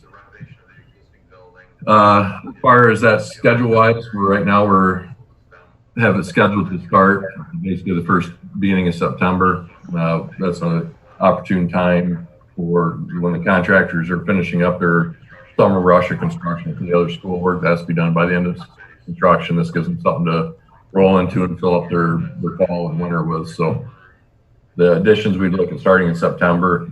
The site work, which would be done the following summer based on the amount of it and the timeline that we're already in, where we won't be bidding out from award until July, would take place the following summer. So in order to actually occupy the additions, the site work has to be completed. So we'll start them in September this year, work on them through the winter, they'll be done by spring, but we need to wait till the end of next summer or partway through next summer so we can get the site utilities hooked up to them. They require new storm sewer and sanitary connections and that type of thing. So, and right now, next summer, we would start remodel work on a portion of the interior, and based on the quantity of it, it'll more than likely cover 2 summers. So it'd be the remodel work would be summer of 21 and summer of 22. As far as the stadium, that's on or rolling along quite well. We've got an excellent dirt contractor, which has the bulk of the work on the project. It's been out there, but they've got the concrete curb and trench drain that surrounds the turf fields installed, and they've got the bulk of the stones in place. The foundations for the bleachers for the new home grandstands are in place, and they're starting work on the buildings for the athletic buildings as well. So that's coming along nicely. Our goal is to have that done. We're shooting to have it done by the end of August, but there was some discussion that we might be able to go a couple weeks into September, just in case. So that's our goal on that. Then as far as the elementary remodels, those will be done and ready for the start of school at the end of the summer. As far as the additions of the makerspace, the office, secure vestibule additions, and then the remodel work as well. Been fortunate. We were concerned about potential issues with material deliveries and staffing due to the COVID-19 shutdown. We weren't sure who was still building what as far as equipment, but right now we've got information from the subs that they do not foresee any lead time or delivery issues, so we should be looking pretty good for having those projects complete by the end of summer. And then we also we have a pre-bid tomorrow. We have the site work for Deek, Morris, Elms, and Siring out for bids right now. Bids are due on that on the 23rd of June. And we'll also hopefully be bringing those recommendations to the July 15th board meeting. And the 2 top priorities that are a little more feasible as far as our concern is, originally we were going to do those next summer was our plan. After we were going to do the remodels of the buildings this summer, and then next summer we'll come back and do the site work. That way we weren't working on top of the existing parking lot and in each other's way as far as deliveries. But with a new budget situation and potential changes there, we've been working with Ben. Priority-wise, Siring, we're looking, that has a section of parking lot that will remain in place that will be able to use for bus drop-off, and that we would start with the new parking lot and have that finished up by probably mid-September, so that the new parking lot area would stretch into the school year just based on timeline and the amount of work and when we'll be able to get this awarded. Elms Elementary, there's a section of that where there's a new parking lot with a new entrance. That's kind of separate, but we would do the work that impacts the access to the building between July 20th roughly, and then the end of August when school starts back up, get that open and make sure that's ready for you so you can get in and out. And then the new parking lot, the smaller parking lot with a new drive that's kind of a separate, doesn't really affect the school at all. That would take place and finish up in September.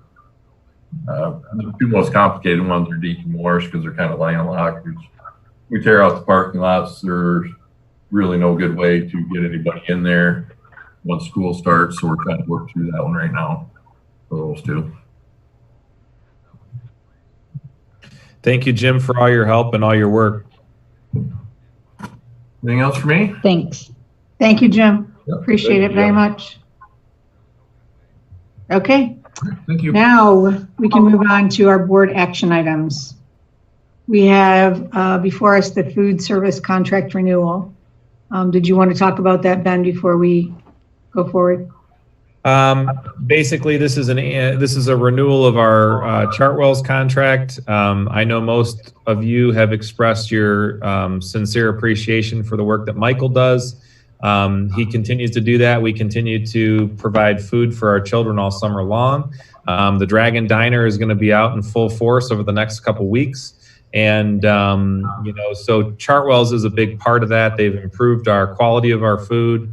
And so we are able to maintain our own employees while still maintaining, a high quality oversight through Chartwell's. So this is a resolution that is just to confirm that you're continuing our food service program as we have been planning. Okay, with that, I would entertain a motion. So moved. Mike? Alicia? All right.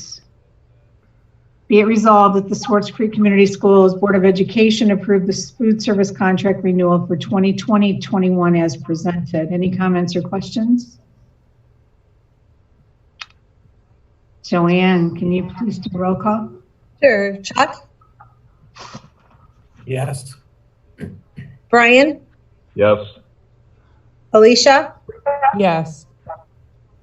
Jessica, Yes. Carrie, Yes.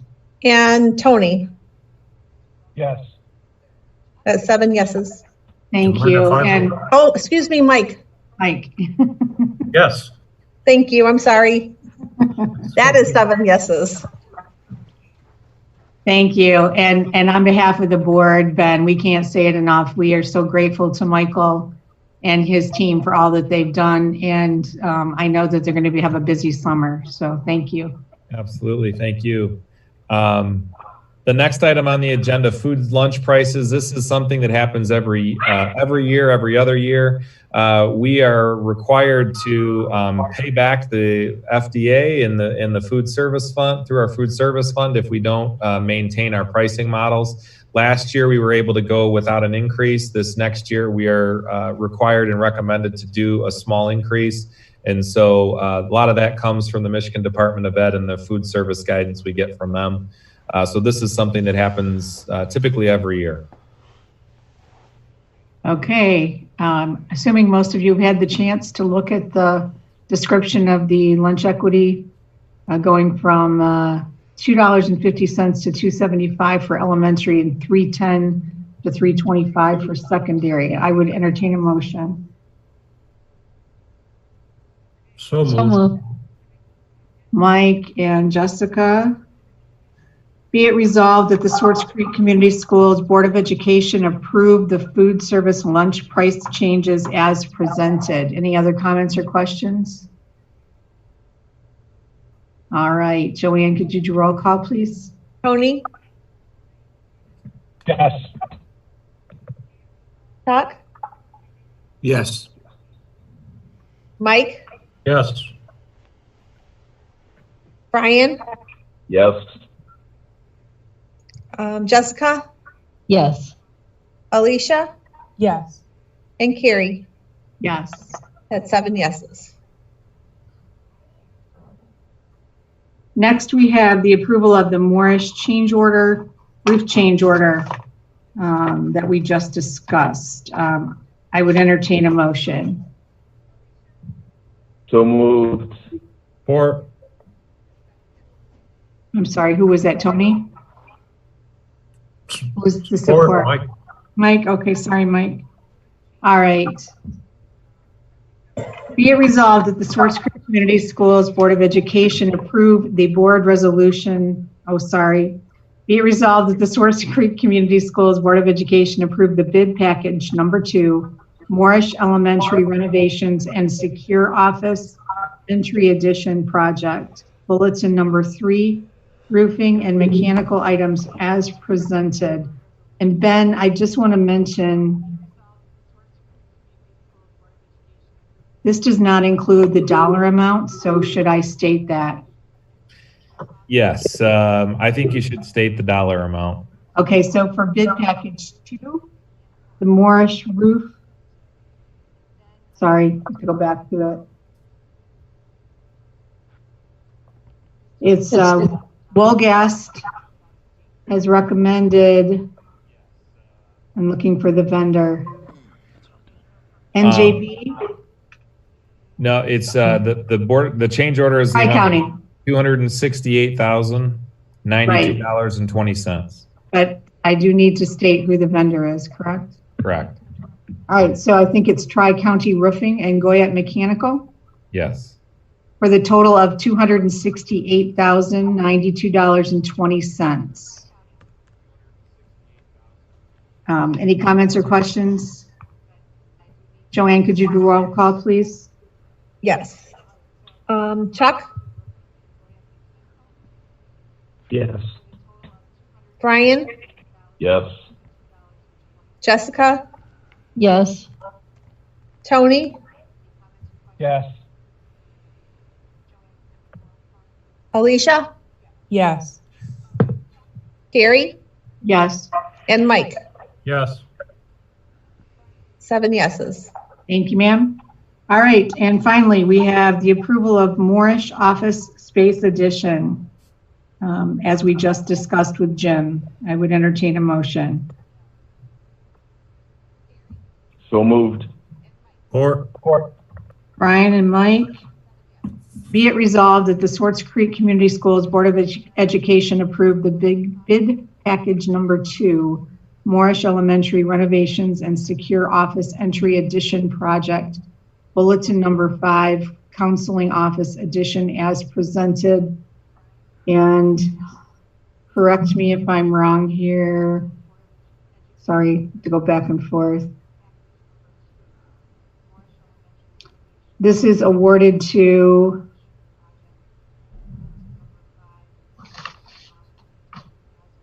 Jim, do you have the contractors on that? It's a whole list, I believe, isn't it? I don't see him on anymore, It Bev. might not be on anymore. It's okay if you approve the change order number. okay. The subs are there, Generally, it says trade contractors for pricing right? in the amount of $289,841.99. Any comments or questions? Hearing none. Joanne, could you do roll call, please? Mike, yes. Brian, Yes. Alicia, Yes. Jessica, Yes. Tony, Yes. Chuck, Yes. and Carrie. Yes. Okay. Carrie, I'm Now- not sure if you did you vote on the resolution 9C? I didn't know if that was something that We you did not. I skipped it. Okay. Saved the best for last. I'm so sorry. Thanks for noticing that. Going back to C, which is the board resolution on racial equity that we discussed earlier. Be it resolved that the Swartz Creek Community Schools Board of Education approve the board resolution on racial equity as presented. I would entertain a motion. So moved. Support. Jessica, Alicia. Any comments or questions? So are we going to keep the title of this policy or this racial equity, or are we going to be inclusive of everything, any kind of discrimination? You know, how all the different forms of discrimination. We're going to keep it just racial on the title?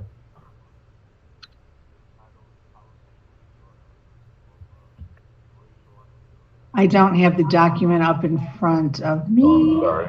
That's okay. No, that's okay. We just changed it. Yeah, we just amended it to change it to any kind of discrimination for all. Do you have a suggestion for I would just throw out how there, to term that? we could title it the statement on racial and other equities.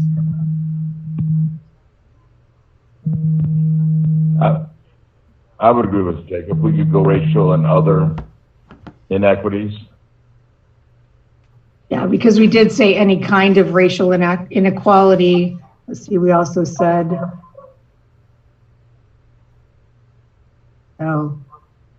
racial injustices in our society exist, any kind of racial inequality. Maybe I have the wrong version. Sorry. Yeah, that's the unedited. Yeah.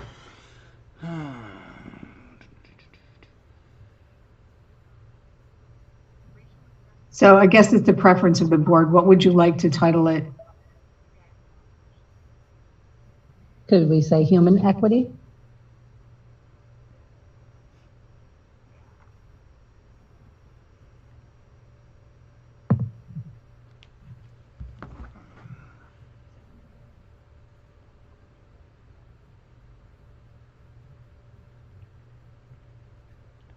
Hold on. We're just referring to the title, the resolution on what type of Right. equity, correct?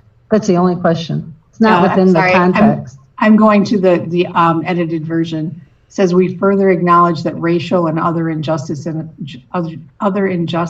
in our society exist, and that any kind of inequality will not be tolerated. Can I make a proposition? You may. Can we just make it a resolution on equity and equality? Just leave it at that. I just thought of that. Yeah. I agree with that. I will amend that motion then to it be a resolution on equity and equality. Sounds wonderful. And I agree. Okay, and we will so title it as it goes out.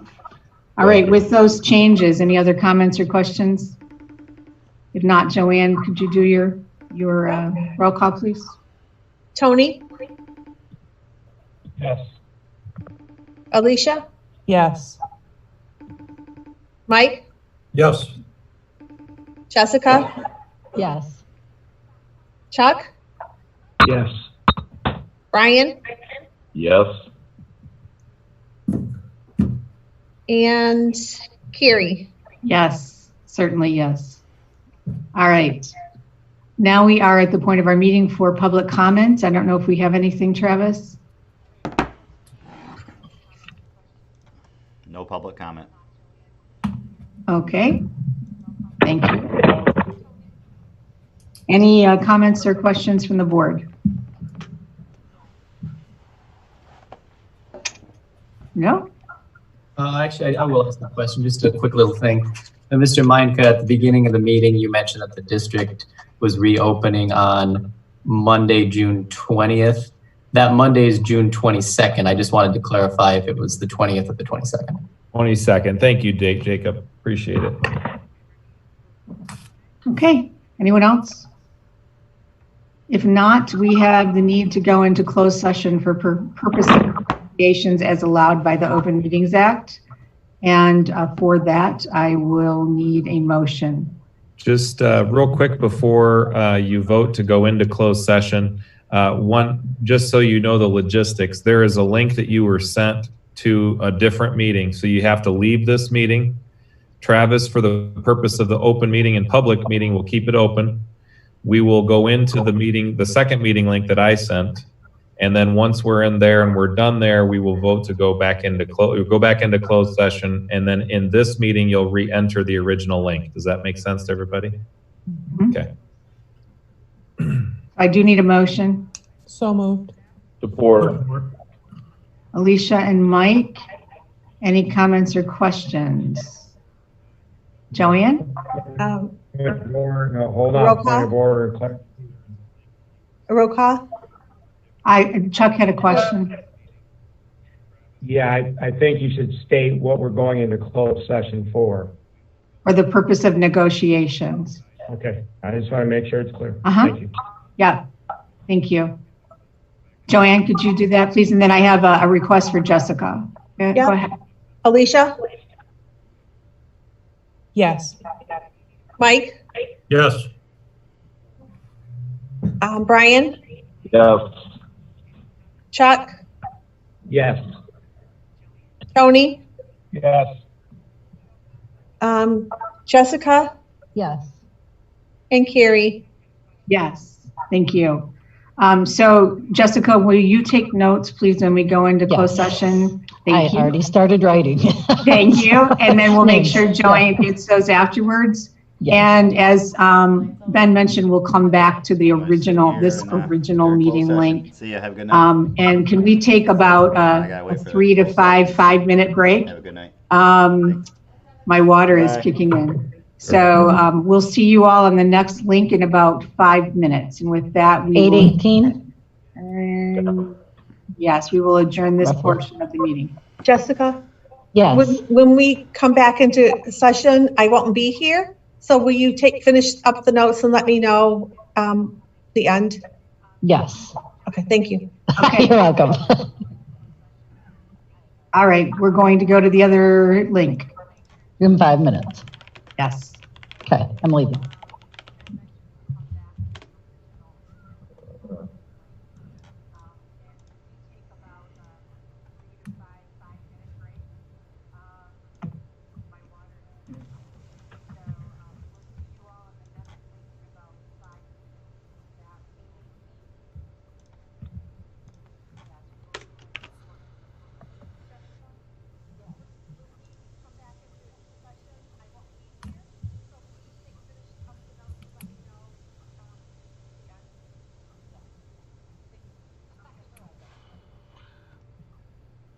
Travis, can you hear me? I can hear you. Yep. I can hear you, Chuck. Well, okay, Mike. I just wanted to make sure that we're up on the right meeting. I clicked over to our closed session meeting. I'll go ahead and just leave mine on. I'm going to use the restroom also, so I'll be back in a minute.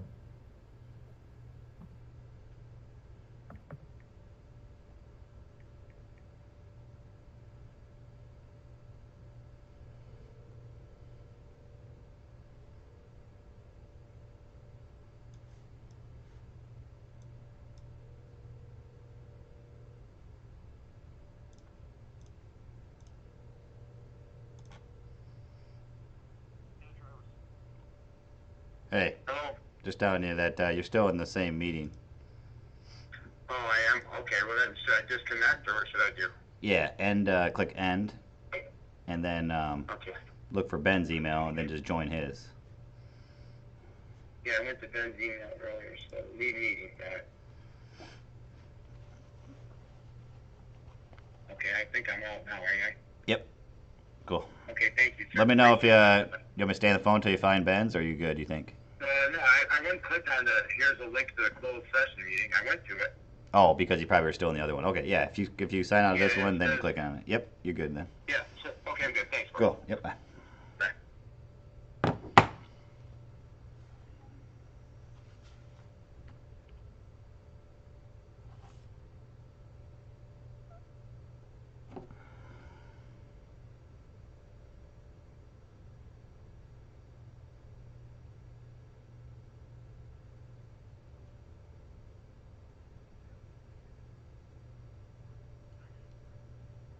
I can hear you.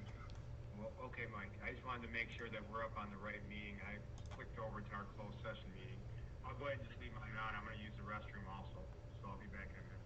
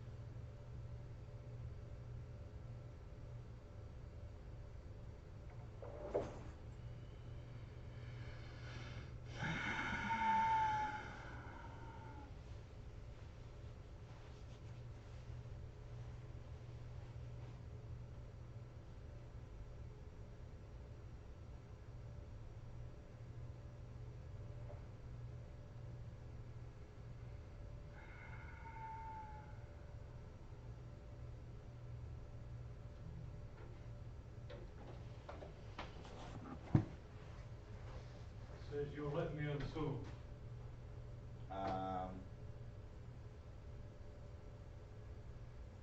Well, did you click on Ben's? Yeah, I guess it was right. Yeah, so he's got to probably let you in.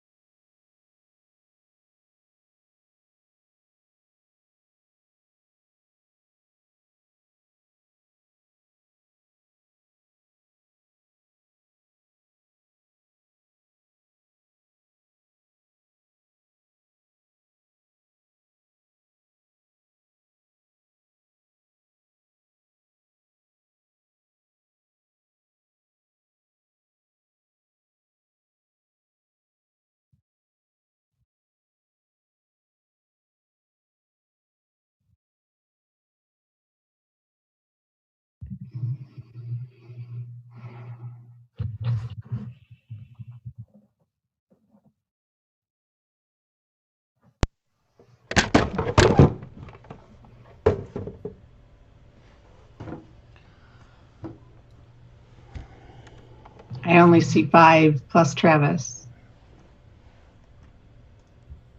Their fingers aren't as quick. You were doing this like. All right. Yeah, that's because it wasn't working. I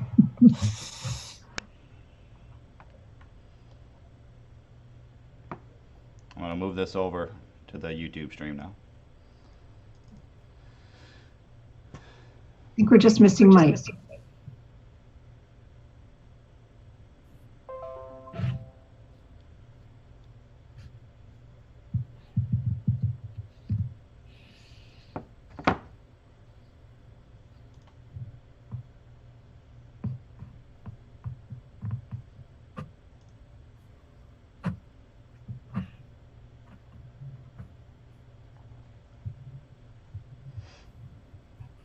Uh-oh, the storm's kicking in.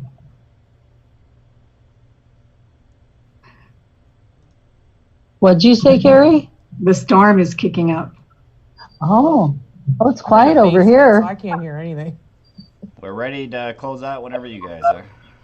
Okay, I don't think I have Mike.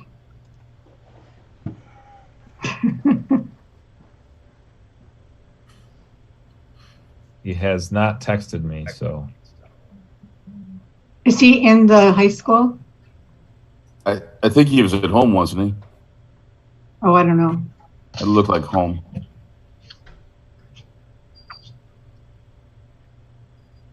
He's at the high school. High school? Yes, Okay. in the Welcome Center. Ah, Oh. that's where that was. By the way, are we meeting next time in person or what are we doing, Ben? As far as I know, we should be in phase 5 by then. So that is up to the board. If you guys want to try and meet, you know, I have found, and we found this out, I know Chuck at the building and site meeting, it's difficult to have everybody on a computer and only 2 or 3 people in person. So I think what we want to do for the first one, if we still have a few people staying remote, I would probably encourage us to have a single computer, you know, that is used to kind of show the other people who are there in person, because I think that'll be easier in terms of making it work. So we're brainstorming on how we can make that happen. But I think you guys could choose to do that. So Carrie, I don't know if you want to maybe maybe call each board member and see what their preference is. Yeah, I don't want anybody to feel like they're required to if they can't or don't want to at this point, but we can give it a shot. I know we talked about it, and we should probably go back into open session. So we have Mike here now. Thanks, Mike. Yep. We are going to go back into open session. I need a motion to reconvene. So moved. Alicia and Brian. And any comments or questions? Hearing none.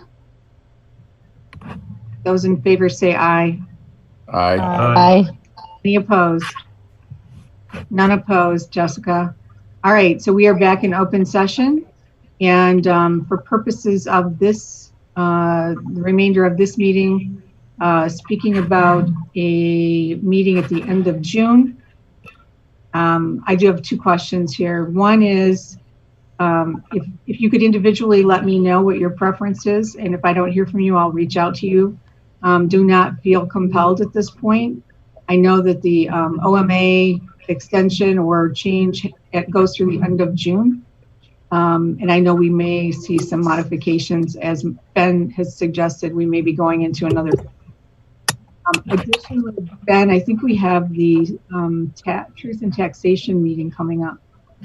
Yeah, so the next board meeting is going to have a Truth and Taxation hearing, which we typically do before the board meeting. So that's probably going to be scheduled around 5:15. We also will have our regular board meeting at 6. I do believe the meeting, you know, I'm hoping the meeting will be a little shorter than this one, but, you know, I apologize. Sometimes there's just conversation happens. But if we were to meet in person, I would suggest the Performing Arts Center, because we can allow for social distancing and people to kind of spread out in the room. We can also still stream the meeting so that the public can see it. And I think it would be an ideal venue to be able to conduct a meeting. One more question. Will we ask the public to wear masks? You know, at this point, we are compelled to ask visitors to wear masks. Yes. We also, depending on the number of public that attend, we would have to have some staff there to check check temperatures, you know, as well before they enter, which is going to be very similar to what you're going to start to see around venues that start to open up as well. Okay. Any other comments or questions? No? Hearing none, I'd entertain a motion to adjourn. Oh, sorry. Yes, go ahead. I'm sorry, Alicia, I didn't see that. No, that's okay. Are we scheduling an additional committee meeting as well? Yes, my hope is that we do not have committee meetings scheduled on the week of, I believe it's June 24th. Getting double. Sorry. That's okay. My hope would be that we could have another work session on June 24th. What I'm waiting on, though, is some indication that we're going to have more information than what we have now. So as Mike had shared earlier, if we have some more indication and knowledge from the state over the next week or two, I think that'd be a great opportunity to meet. Otherwise, I would suggest that as soon as we find out, we schedule a work session of the board, obviously open meeting, committee of the whole workshop to work on looking at the budget when we get some numbers from the state. Agreed.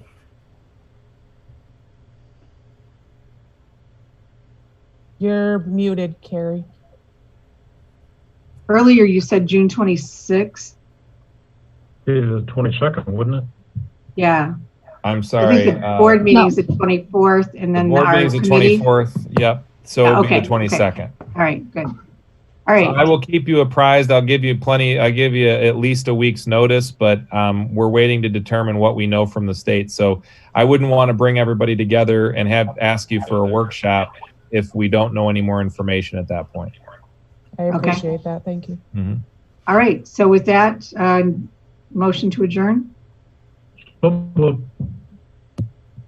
Mike? Support. Second. Mike and Alicia? Any comments or questions? Hearing none. Those in favor say aye. Aye. Any opposed? Aye. All right.